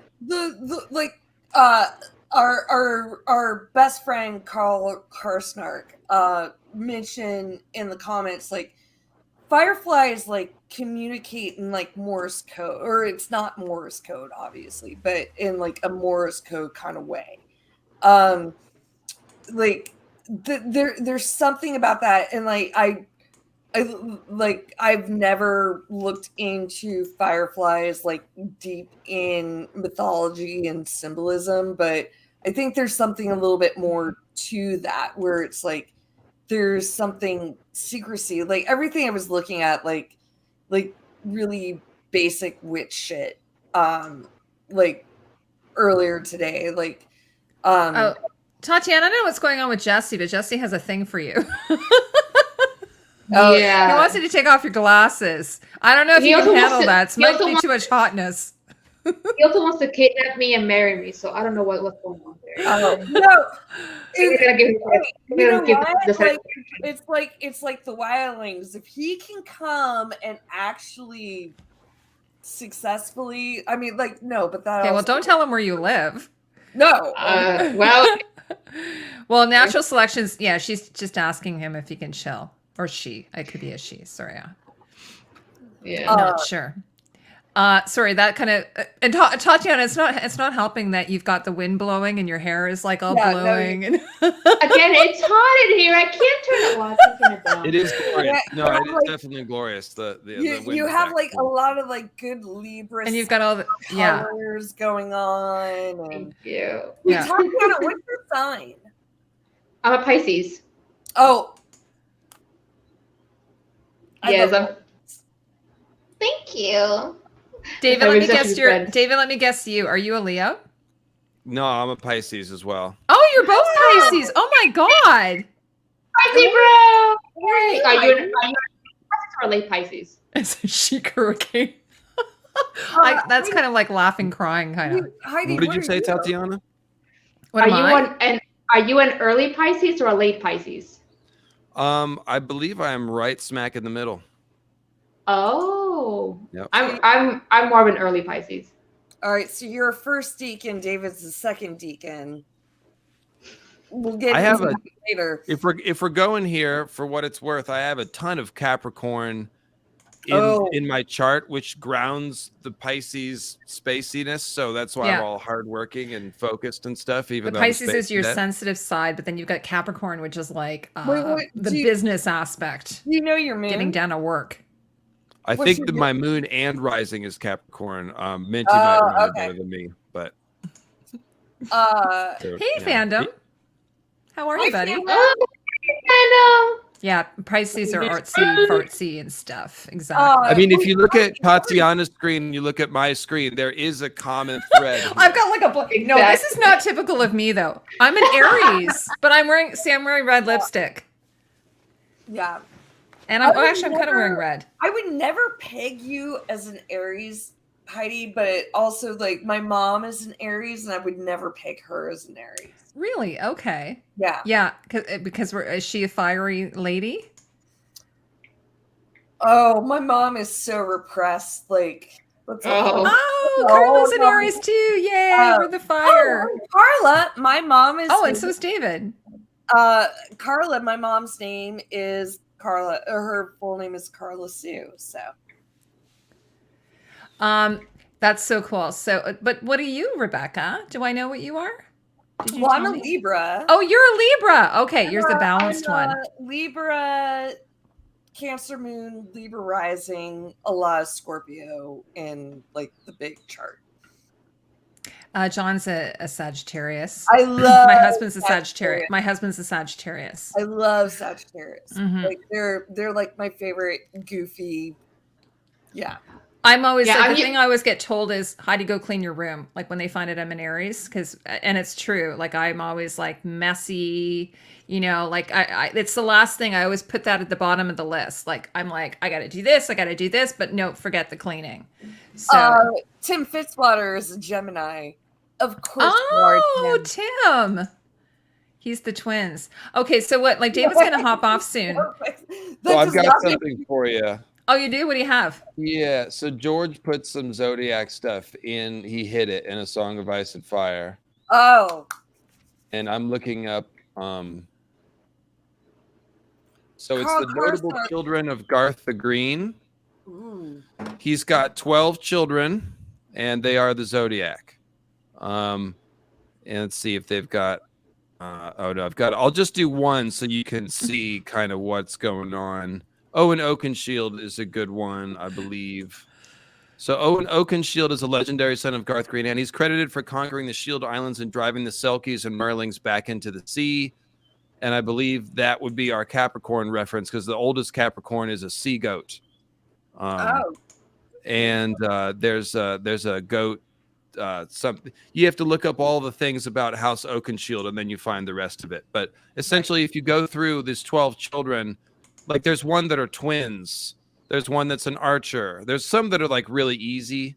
Yeah. This is actually not one of the more easy. I'm trying to remember which ones are the most simple ones. But yeah, point is, I did an episode called the Zodiac Children of Garth the Green. It's like Green Zombies 4 or something, if somebody wants to dig on my page and find it. But they're all there. They're correlations. And if you do the digging in the old mythology, then there's little extras and stuff. But George is an old hippie is a point. That's kind of what I'm trying to say. He's a big deadhead, lots of tarot symbolism all through A Song of Ice and Fire. There's a lot of alchemy ideas and definitely Zodiac stuff as well. So yeah, George is in all this hippie dippy shit in case anyone's rolling their eyes in the chat. I should get my tarot cards before we end the stream and like do a tarot. But also, it's interesting, because we were talking about Lord of the Rings and the constellations, and like David and I were talking about that you could, as a as a wizard, you could go to the stars or you could come from the stars, kind of thing. But we were talking about constellations, and of course, George is a huge Tolkien fan. Like, grew up on Tolkien. If I'm saying that wrong, sorry. Tolkien. It's fine. Token. It's fine. It's like, oh my God, I went back and I was like looking at some comments on some of my old House of the Game of Thrones videos, and like the times that I butcher all the different names and something. I do that all the time. But it's also one of those things, like when you're reading things constantly and you never hear it. Yeah. And then you go to, and then you hear other people saying it. Like, I loved actually, because I was saying Rhaenys because I thought Rhaenys rhymes with anus, right? Thank you. Some people were like saying Rhaenys, and I'm like, no, it sounds like anus. And then so I was saying Rhaenys. Someone gave me a hard time about it, and then I saw an interview with George, and he said Rhaenys. And I think a lot of them sound Greek, like Greek names, like theater, like Skene, that kind of thing. So I've always said Daenerys, and I also have said I've caught a lot of flack for saying Varys instead of Varys or Varys. I like that you say Varys, actually. But then they said Larys last night too. So Larys. See, I was saying Laris, Daenerys, but I had Varys. Or Viserys. I had his name wrong like for ages. Like people are like, "What are you doing?" And so anyway, the one that was the worst one was Zoan Daxis. Zara Dog. Oh my God. I'm like, that's just a recipe for failure right there. I like me and my ex-boyfriend, we were reading the book, and it was before he came out on the show, and we were just calling him Zara Dog Sauce. Yeah. Because, yeah, it's true. It's true what George says, doth rock eye. He says doth rock eye. Yeah, I mean, yeah. And Cersei, I've always said Cersei, I kind of like the goddess Cersei, I guess. Yeah. Yeah, I mean, but it looks like Cirque, George can't pronounce his own names. But it'd be weird though. He's writing it, and as he's writing it, he's like, because he says it's Arya, not Aria, like as in the opera. It's Arya, he said. But it sounds weird to say it that way. Arya. I don't know. So Top Shelf in the chats, I believe George literally only likes fantasy because the cons used to be essentially orgies. So two things, yes, and that's one, and two, used to. Have you? Yeah, exactly. Yeah. Well, but George is a Virgo. Virgos don't normally like orgies, so. Yeah, I think she's named after the goddess. A total joke, but he really is a Virgo. Yeah, no, I totally believe it. He's also a conscientious objector. Because my husband's saying, wasn't he a draft dodger? I said, no, I don't think he left the country. I think he filled out the paperwork and he was able to file as a conscientious objector. But so he didn't have to do the draft. How old is George? He's old enough to have served in Vietnam. Yeah. But on he's old. One was enough, Justin. But on the late tail end. But I saw the pictures. I feel about the cons too. I've been a couple. So I don't know how many more I need to go to, but I do have to wrap it up and get out of here. Yes. So Yes, thanks so much, David. Like, I just can't even this has been so great, and we'll have to talk about doing a dark one. Justin and I you did a had me dark at one, hello. You had me and at then the hello new with that. 1899 is coming out, so I'm really looking forward to that. I'm ready for it too. I've got a couple of dark He is. friends that No, would he's be not, down Justin. for a good round table. But yeah, I've watched that series at least 4 times. I'm kind of itching to watch it again. I honestly just can't get enough of it. In case you don't know, the main thing about the show is that it's a time travel show, but it's stuck in certain periods. So a little bit like House of the Dragon, you have multiple actors playing one person at different times in their life, only more so. And the opportunities for character arc development are off the charts. Usually in a story, you're following a person for 1 or 2 years of their life. But it's more fun on House of the Dragon. One of the nice things is seeing Rhaenyra and Alicent go through 20 years and seeing this growth. Well, Dark gives you the whole thing. Kid, adult, grandfather. You see how this person has worked with the same ideas and traumas or whatever. And the writing is just unreal. So yeah, Heidi, we'll definitely do a dark stream sometime. And Becks and Tatiana, pleasure to mix it up, and good stream today. And we'll do it again sometime. Thanks so much, David. Come back anytime you want. All right, cheers. See ya. Okay, bye. Pleasure meeting you. I'm not going to be able to stay too much longer because I think I was telling you guys last time that I have to do an event tomorrow, and I have to be up at 5 a.m. Oh, right. Which, like, for me is right. Ah! So we'll just touch on a few more things before heading out. I just real quick wanted to talk about Aegon. Yeah, sure. Oh, yes. Yes, because like they're making a great job of making me hate that little bitch and making me root for Rhaenyra.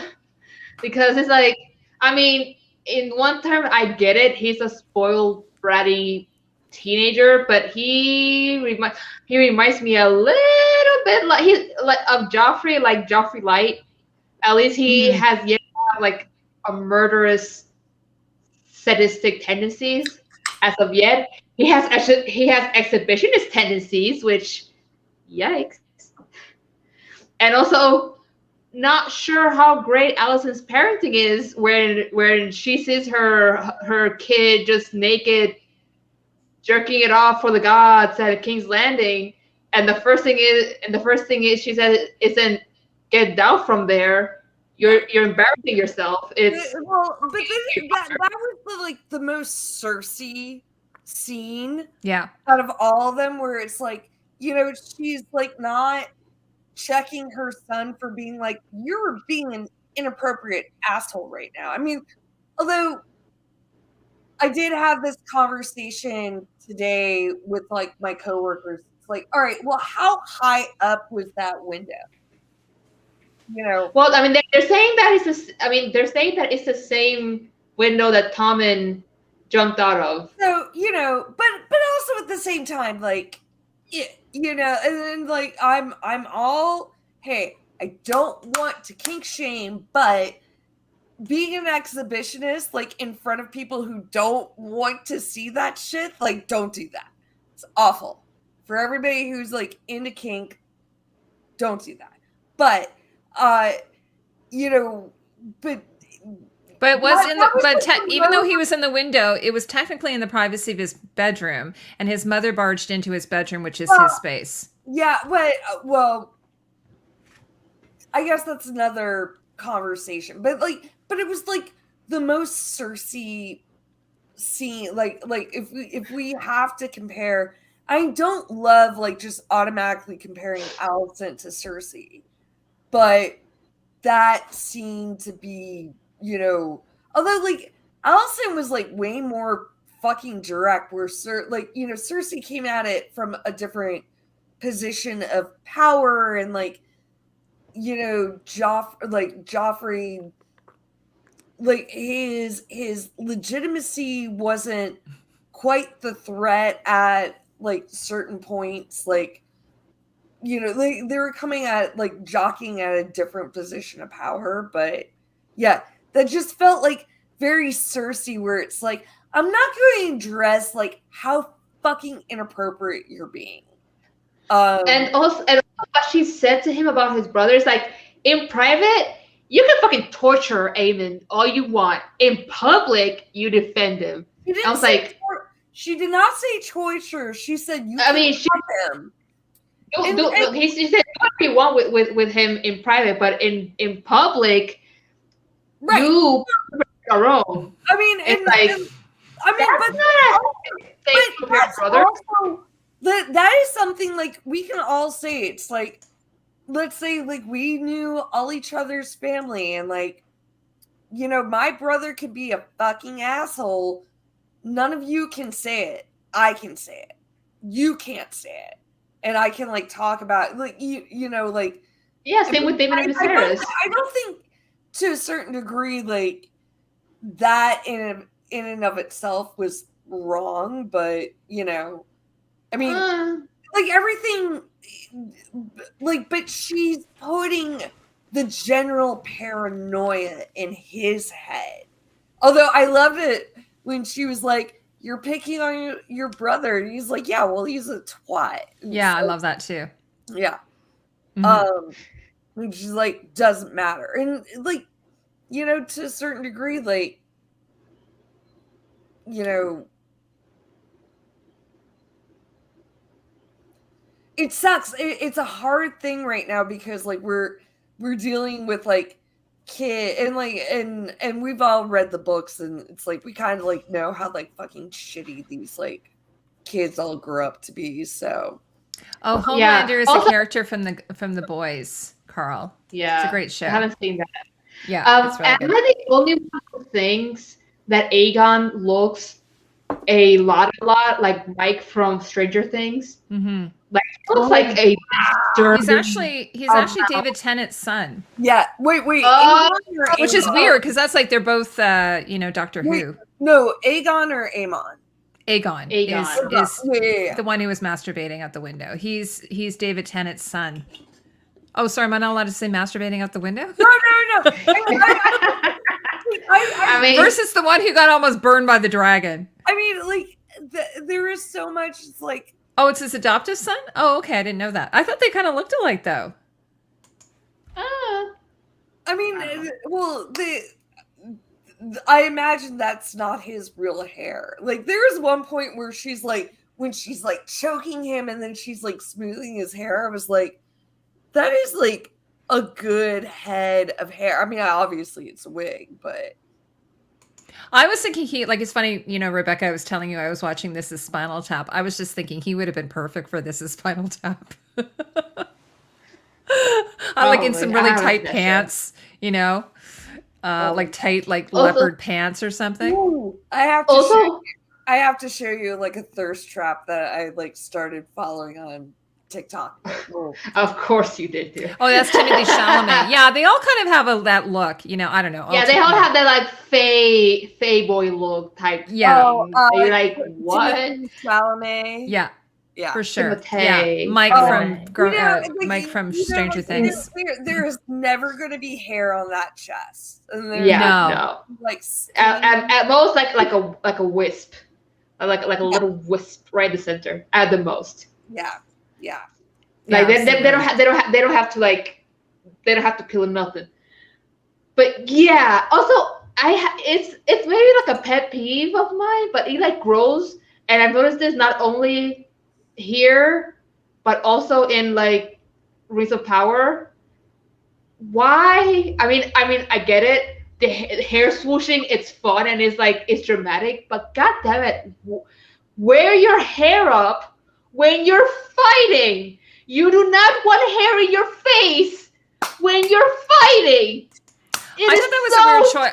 I thought that was a weird choice. There must have been a reason. No, it's there's not a just reason behind Aegon it. here. It's also Galadriel in Rings of Power, and I get it. I'm pretty sure it's because they want to like hide from like the stunt double. But god damn it, it's so goddamn annoying. Especially Galadriel because she has really really long hair, and you can just like this last this last episode and a few episodes before that she's just like whipping her hair back and forth. She's like, I whip my hair back and forth, I whip my hair back and forth, which is fighting. Basically, Oh, by the way, like, there's this really great movie with Peter Dinklage where it's supposed to be like an apocalypse. Have you guys seen it? And it's him and Elle Fanning. And he's driving in the car, and she's the passenger in the car, and the whole time she's just like whipping her like for an entire scene while I was like, how is Peter Dinklage doing that? He's just sitting there driving straight, and the whole time, and I'm thinking of all the different outtakes of her doing that would have been hilarious. Yes, exactly, Carla. She says, I can't even wash the dishes with my hair down. So true. I think it's just to show that he's a little bit of a dandy or a boob or I don't know. It's the Targaryen dandy diva move. Tim, I'll look it up. Here, I'm going to look it up right now. While the girls are chatting. You guys go ahead and chat for a second. Yeah. I'm actually appreciating the gray streak that's coming in right here. Oh, it's very Storm. Very Storm of you. From X-Men. It's I've been longing for that hard white streak. It's just not happening. But it'll happen. Oh, I mean the gray is happening. But the movie the movie is called I Think We're Alone Now. I think we're alone now. Yeah. I know, just the queen of the mall has a white streak. She does. Yes. Oh yeah. Yeah, it's really good. I think it's on. That's what I'm saying. I think it's on Netflix. I think that's Jack and I watched it on the weekend. It was really, really good. Speaking of movies to watch, and I have not sat down and made time for it, but has anyone watched the Elvis movie, the Baz Luhrmann Elvis movie? Oh, I'm going to. I heard not great things about it. I mean, really? I'm sure it's amazing. I've heard great things about it. I've heard not great things. The guy who plays him him apparently is amazing. Really? Maybe I'll give it a gander.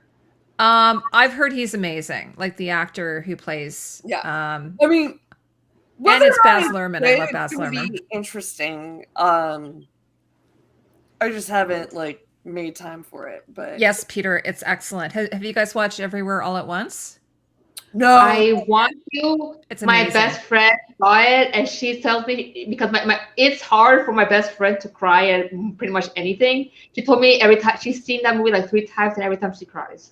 No. So that's a good hallmark of a good movie, really. So I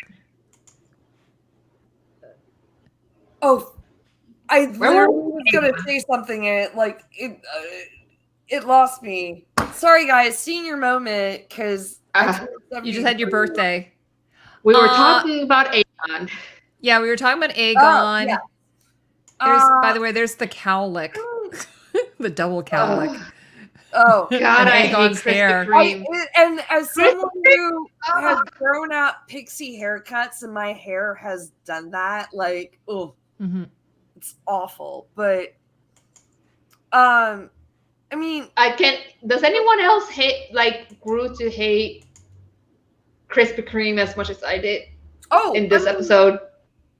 I mean, I was not here to talk to you guys last week, but I fucking hated his guts last week. Yeah. Last week and this week so much. Yeah. Oh my God. He was cute to me the first 2 episodes, but then he just went. Well, but even the funny thing about the yard scene, and Sarah still thinks that Krispy Kreme is hot though. Or from Fabian Frankel. Yeah, Fabian Frankel has a gorgeous smile. Have you guys seen him smiling? And the actor? Gorgeous. The character is an asshole. And he's an I'm just not that into him. When my dearly departed husband, Harwin Strong, sorry, crime. Sorry, crime. Oh my God, you guys. That's so funny. Did you come up with that, Mike? That's hilarious. So, when he goaded my dearly departed husband into beating the shit out of him. And he goaded him in, and he was it was crap. And this is the thing, because even when he defeated Damon in the tourney in the first episode, that was all he attacked him from behind. Kristen Cole is a fucking snake. He is. You know what? I've been thinking this like the past week. I think I understand why when he went to Rhaenyra on the boat in the last episode to like ask her to run away with him, why he didn't have his armor on. It wasn't just oh, if someone is saving or is running and then it's no, it's not that. He wanted to look like a Disney prince, or like he wanted to look like a fairy tale prince. He wanted to have his Aladdin moment and go run away with his princess because he thinks that his shame is Rhaenyra's doing. Well, I was saying that he was waiting for like a wave to come over the side so that it could make his shirt all wet, and then he would be like Mr. Darcy. Basically, and like then she'd be like, "I can see your nipples." Sure. Yeah, no, from my house. He was like coming out like, here my muscle. I did, Jackie. I did darken my hair. Wow, you're so observant. I honestly think he went to her without his armor to manipulate her, to like tempt her. It's like, you can have all this for free if you just run away with me and leave everything behind. And she's like, no. And then again, he makes his actions her problem. Right. No, bitch. Yeah. Sex is a two-person doing. Maybe the first time it might have been coerced, arguably, maybe not. But the rest of the time, because she said it's been a few months, and y'all been doing it on the reg. No, bitch, that's a. I guess that is one big question. Like, do we think they did it more than the one time? Yes. I think they did. Yeah, because she says, "Oh, we can't continue doing our thing even after I'm married." I agree. Just like, yeah, absolutely. So did you get the maester to bring the tea repeated times then?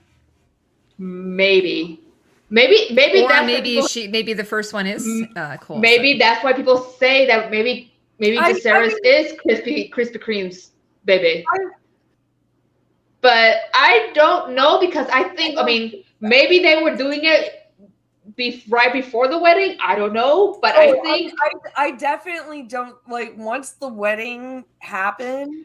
I honestly think that once she rejected his proposal to run away with him, they stopped. Oh yeah, Which means because I think if she had gotten pregnant by Krispy Kreme, she would have been showing by the wedding.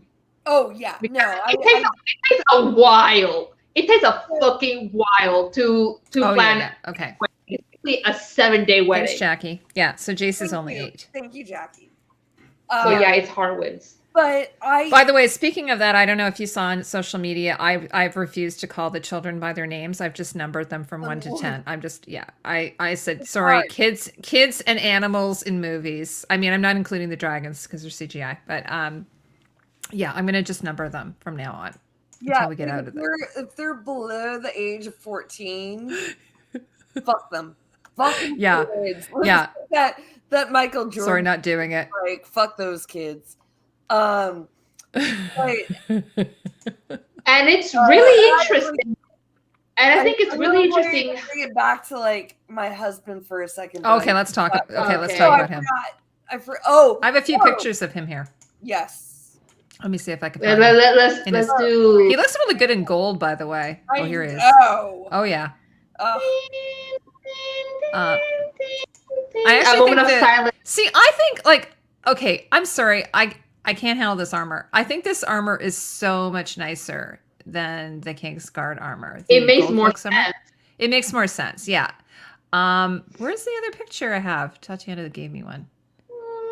Let me find it. But where he's like holding the baby. Oh yeah. That's it. That's where it's up here somewhere. Where are you? I'm giving Sir Harwin his funeral rites. Yes. I hear you. Is it here? Nope. I had a picture of him holding the baby. Where is it? Oh, so annoying. Maybe it's up here. Nope. Oh, here it is. There he is. Hi, Daddy. Oh, and there's this really cute picture of him and Matthew, the actor who plays Laris, behind the scenes, and both of them have like really look at your veil, it's so cute. Both of them have like really like crazy, like his hair, they've put product in it, but like in real life his hair is like awesome. Him and Matthew Needham. I love each and every scene he had with the boys. Mm-hmm. I know. Like, hey, you're such a good dad. When he came and like those little moments with him and Rhaenyra, like were, it's like, oh, I escorted the boys up, and it's like, oh, it's a boy, and they just had like these little moments, and like, I mean, like in general, like I'm being a little silly about this, but I want to know how the fuck that happened. Thank you. That's what I need to say. We need another fucking episode. Like, before you got here, Tatiana was saying we feel there should have been like an episode between episode 5 and 6. Yeah, I mean, I think they could have done a very well crafted like prologue, like a 5-minute prologue to like kind of sum up like what the fuck has been going on in the last in the last 10 years, like they did at the beginning of episode 1, try to explain like Aegon and the blah blah blah and like Jaehaerys and like where they were, but like because like the right before the wedding, Rhaenyra and Laenor were like, all right, we have this agreement. We're going to do our duty to the realm.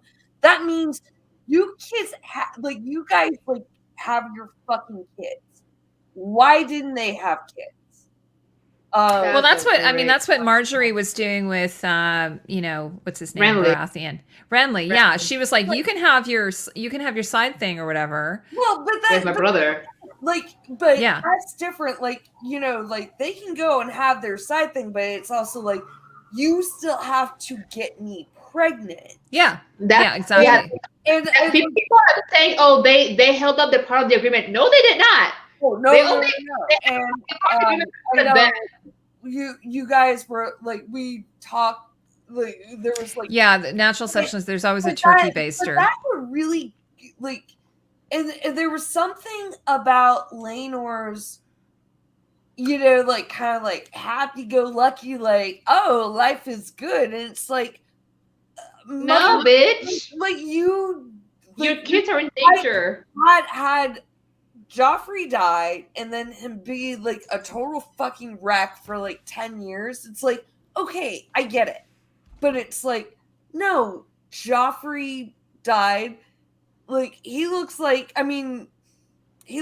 he's not totally, like, he's not a heartless guy, and he's, like, there, and he cares for her, and, like, totally accepts, it's like, all right, this other guy is fathering my children, but it's also, like, why the fuck did you not, like, and I think they couldn't figure out. Well, no, she was trying to consummate it, right?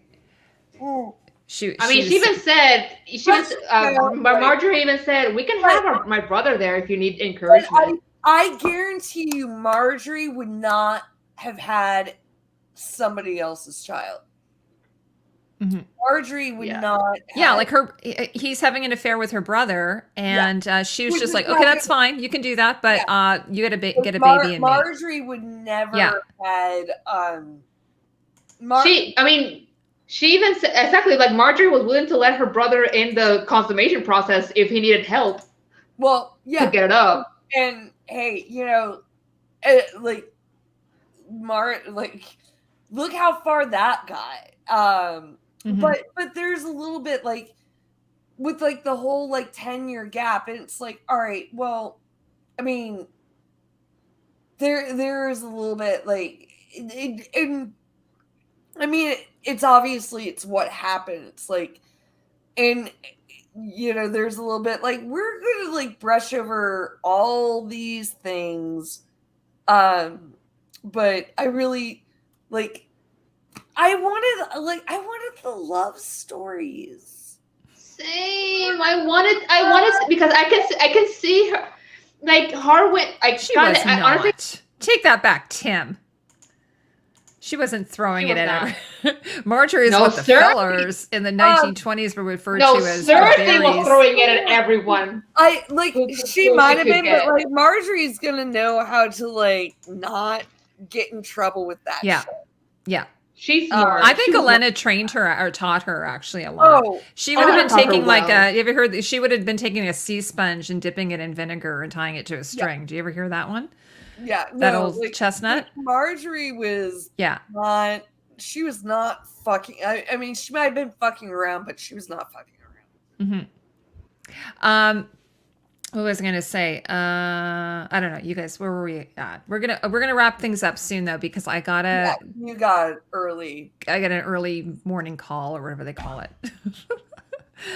And I'm an old lady and I need my sleep. I have another day of birthday celebration.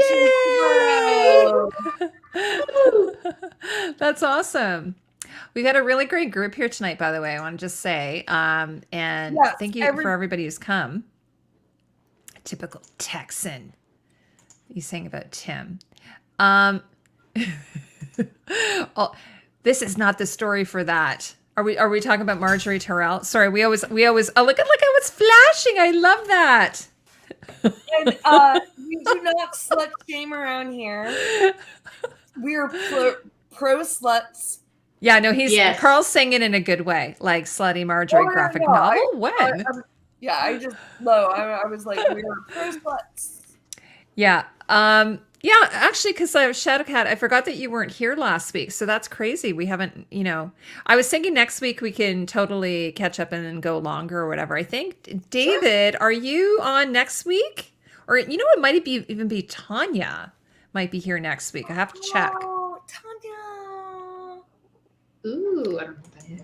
Well, there's something about in this magical world, there's something about the recessive genes, like that the Targaryen genes usurp that's a whole weird thing that I don't even know. Sarah, I'm so glad you're here. Like, really, in theory, like, because like Targaryens, when they like have babies with other families, like they don't carry the Targaryen genes. The fact that like Alicent Hightower's kids are like pure blonde like or white blonde, like it's like that doesn't fit the norm, but it's like you know, it's not a real world. The slutty Marjorie. I was going to say also the other thing is, and then I know this is a fantasy, so they have their own rules that they make up or whatever. But when you have a baby, the first hair that's on the head isn't usually the hair. It usually kind of falls out, and so when you look at the baby, you can't really go by that because apparently the baby's supposed to look like the dad looks like the dad at the beginning, so that the dad doesn't reject it, and then later eat it. What's that? So the dad doesn't eat it. It doesn't eat it. Yeah. You reject it. Even like, did you notice the baby? Like, I mean, and I have not had a baby, but when she went and took the baby, like it looked like a bald baby, but by the time like they were holding it later, it was like a brunette baby. Yeah. The one thing I was going to say though about the childbirth scene is that I was pretty impressed with is that they had the afterbirth. I don't think I've ever seen a movie or show where they show the afterbirth. In fact, I thought the afterbirth was going to come, and this would have been really crazy when she was climbing up the stairs. Oh my God! Because when I saw the teaser, that's what I thought was going to happen. But yeah, no, I was like, wow, they're actually showing the afterbirth and then the cutting of the umbilical cord. So I thought that was really, really interesting. So here's one question, and stop me if you guys already talked about this, because I know this has been a big debate. So obviously the queen asked to see the baby. Didn't specifically ask for Rhaenyra to come with the baby, but she knew she would Yeah. come. like, because people are like, oh, she didn't ask him. Like, so, like one person's like, oh, she was genuinely concerned. I was like, that bitch was No, she was not. concerned about nothing. Yeah. It's like, oh, give her a cushion, and then like later it's like, oh no, she's like bleeding out of her vagina as she's walking.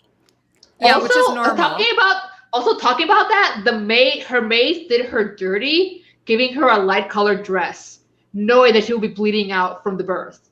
Well, I mean, the costume designers did her dirty. No offense. That but, too. Yeah. But in universe, the maid did her dirty with that light colored dress. Yeah. I mean, it was funny though, but that's totally normal to be bleeding like that. That's totally normal. Oh no. But I don't like there are a lot of people I mean, I'm not an Alicent is like the most evil person on the face of the earth, but there are a lot of Alicent apologists out there. And they're like, oh, she didn't ask for Rhaenyra to come. She asked to see the baby. And it's like, no, fuck you all. Like, and she knew exactly. Well, and the other thing was her maid standing outside of the door until the baby, like she heard the baby and then came in. Like it seemed like she would. No, that's like storytelling. Like, well, I mean, I'm just saying that. I mean, how did she know? She was up in her tower. How did she know that the baby had been born? But I also think it was like it might have been like something like that was told. It's like as soon as the baby gets here, I want to see it. Yeah, that's why I'm saying I think the maid was standing out, or her whatever, like they were waiting. Standing outside the door waiting, and then as soon as they heard the baby cry, she's like, "Excuse me, ma'am, but the queen wants to see the baby." Queen wants to see the baby, and like, and so there's a little bit like the whole like all of a sudden it's like, ooh, the secret's not like again. This like I wanted like a 2 to 4 minute prologue of the time jump that could have.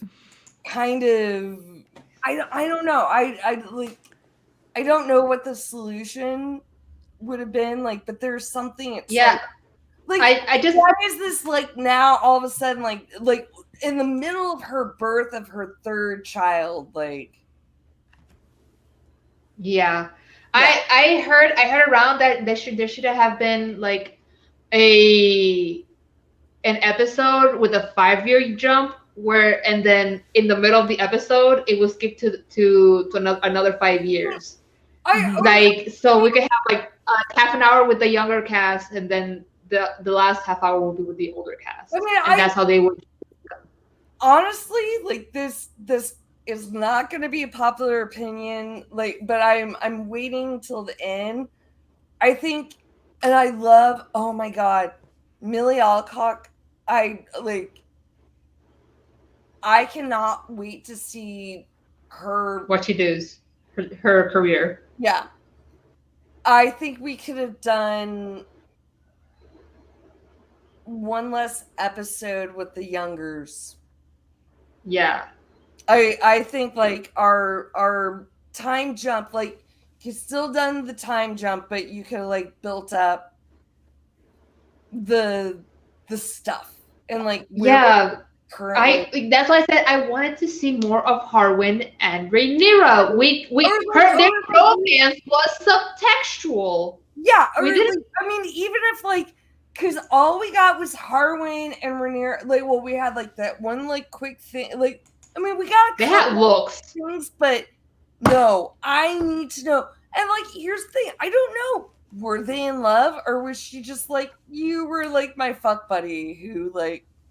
Or maybe he was the only one she could be real with because otherwise she had to have like a courtly mask. But I mean, like the way he looked at her, like he was in love with her. The way she looked at him is like, but I want that. Well, she could have chose a husband. She was offered the ability to choose a husband, and she didn't choose him. Well, yeah, but she was also sent almost immediately into like a tour of Westeros to see all these bullshit prospects. She didn't have time to see him as a match.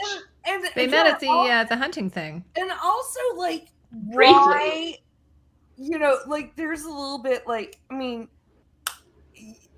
obviously, like, and, you know, and I don't want to, like, advocate, like, anybody, like, you don't, if that's not your preference, it's not your sex, but also it's like, Laenor had one job. He had one job, which is a much easier job if it was, like, on the opposite foot. Like, you know, like, Yeah. Just I mean, get a baby in me like, and then do whatever. Yeah, and he had the big Because- smile on his face, remember?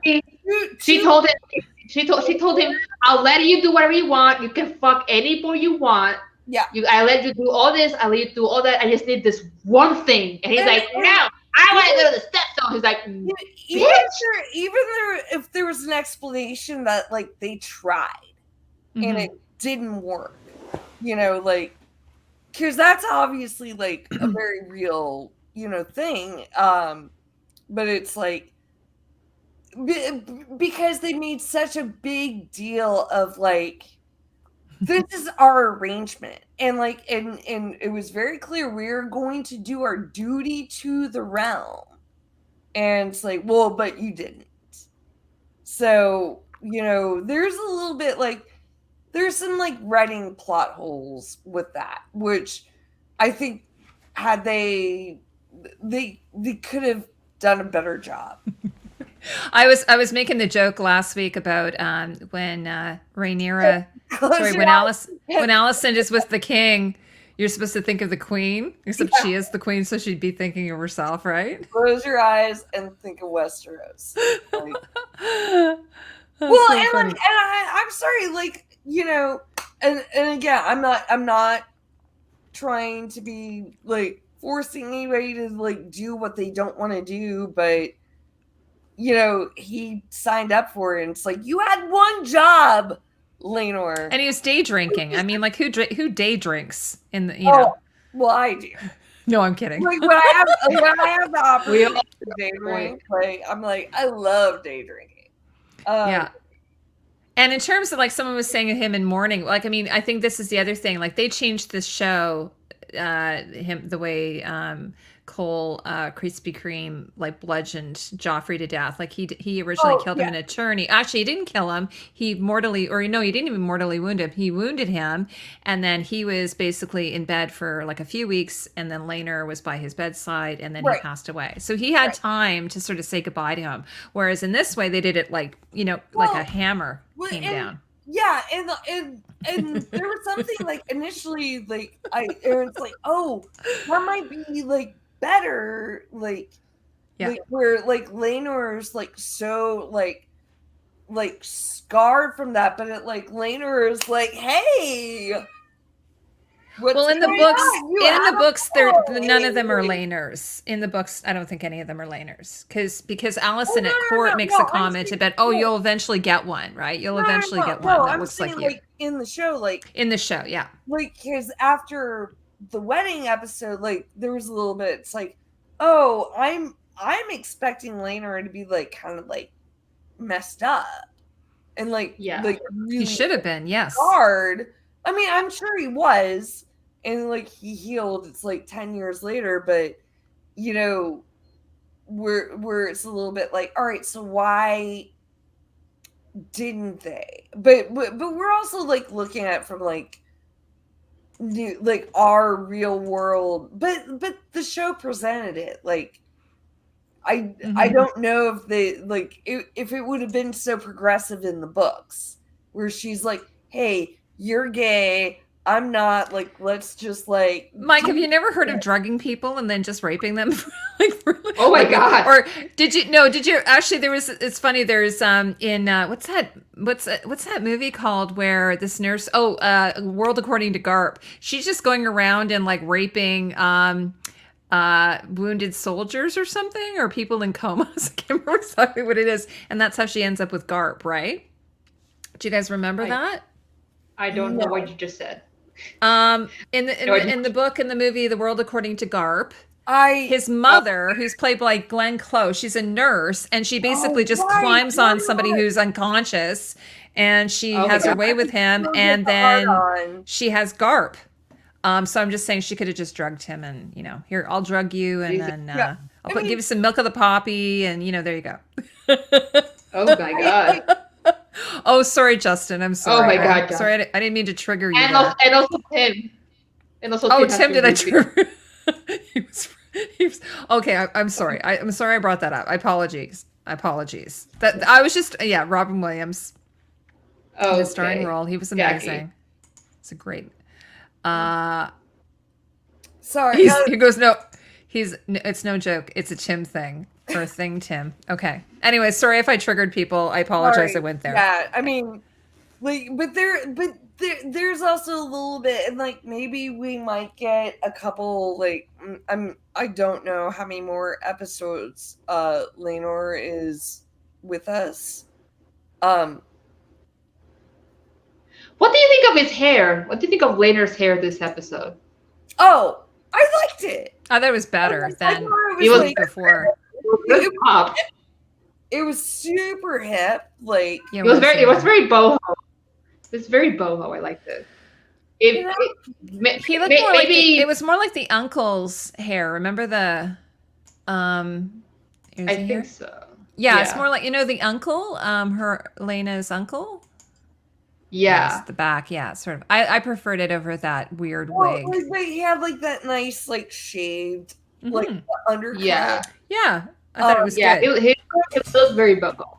There is something I mean, he obviously is not but he's there and he's supportive, and I mean, he was like, oh, it's a boy. Well done. Yeah, no, I like the cut. Vayman, thank you. Yeah, Vayman. Anyways, guys, I'm gonna have to wrap this up. I'm so sorry. But we can do a longer one next time because I have to get up. I've got to check on my kids because I've left them alone. Yeah. God knows what they're doing.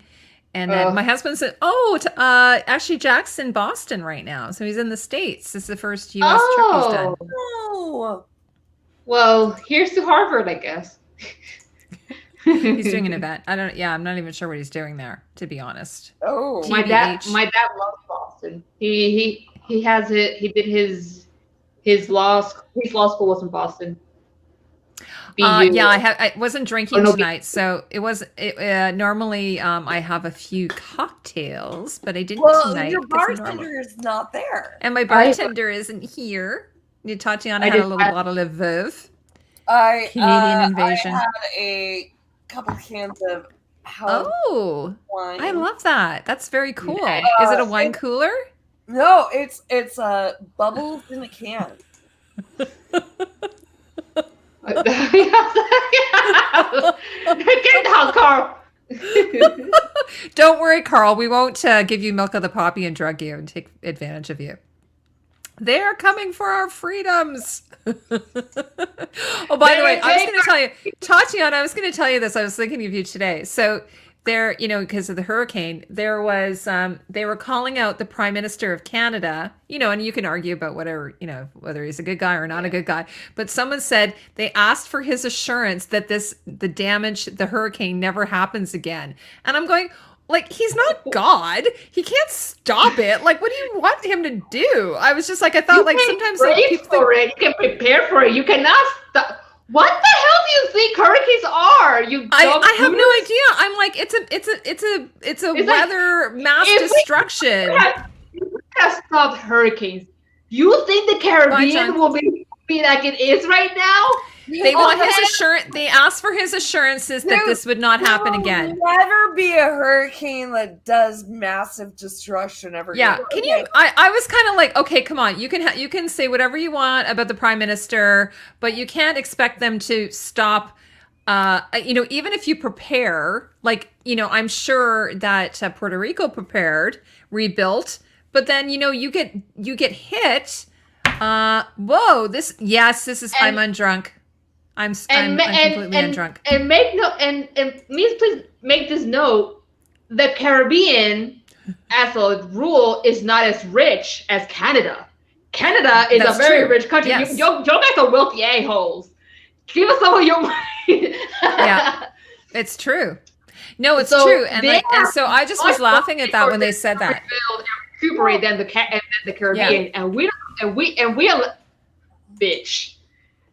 That made me those people made me think of like the spoiled brat saying, "Why don't want this? Tell me that this." It's like it's a hurricane. Oh, Tim's right. Only the Pope can stop hurricanes. Oh, Sure. you And the Dalai Lama. You know nothing about voodoo and hoodoo. And them too, and the hoodoo witches and the hoodoo masters. I guess. Okay, everyone. So before we go, I'm gonna allow my lovely ladies just to say a few words about themselves and where you can find them and so on. So we'll start with Tatiana. Go ahead, Tatiana. Well, I'll be here next week, maybe. Hopefully, we'll see.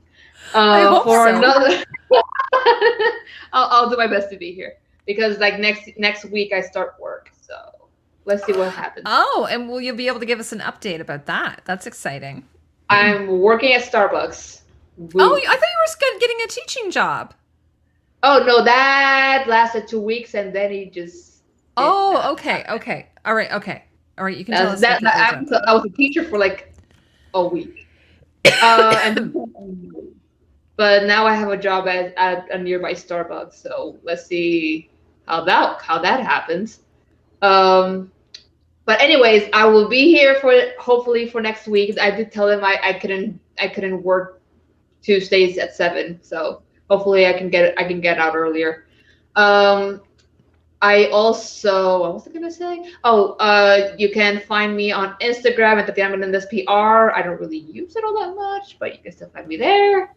And you can go check out my blog, TatianaMelendez.com. You'll see all my designs and all my shit. I literally just like yesterday I got done with a new one for a friend. It's 18th century writing habit, and it was great. I can wait.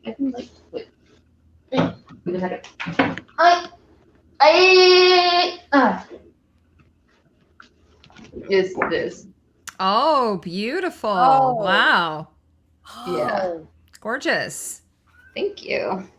This was for a friend of mine. Oh, she's gonna love it. Yeah, she's like, oh my god, that's so detailed. Yeah. So yeah, you can find me all those. I don't have Twitter because I don't. That's a cesspool of evil in my eyes. Yeah, kind of. It pretty much is. Anywhere else, you can pretty much find me. I'm also on Facebook as Tatiana Melendez. Yeah. What about you, Rebecca? Yeah, I'm Shadowcat Becks on Miss Penelope and Instagram. Penelope is running around. She's been very vocal tonight. She probably missed you. I was gone for 5 hours. Like, She misses her mama. I think she misses another. My cat's right here. She's like just sleeping on the back. Dappy. She's sleeping on the back of the couch. I'm gonna go get her, and then you guys can see her. I'll be right back. I'll get her. See if I can get her. Oh yeah, no. Penelope has zoomies right now. Oh, but the other day, like there was like a black kitten. There was like Black what? kitten. This is running now. Oh, where? Like down the street. Oh, Aw. oh. I don't know how long she's gonna stay in my arm.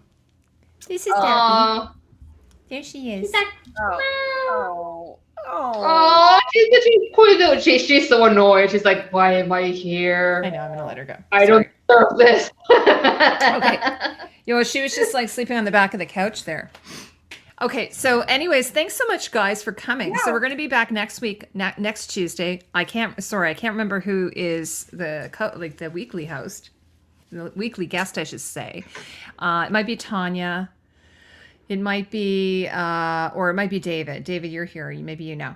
But anyways, thanks so much for coming. And as always, it's always like really awesome seeing everybody. And I want to thank Shadowcat Becks, Rebecca, and Tatiana Melendez. Thanks so much, you guys. And Justin's in the chat. Thanks, Justin, for all your really funny comments. Also, Tim. The two of them were really great. Had them both on a couple of, had them both on a show. Okay, so anyways, guys, thanks again, and we'll talk to you soon. We'll see you later. All right. Bye. Bye. Bye. Bye. Goodbye. I laid my broadcast. Yeah, send it.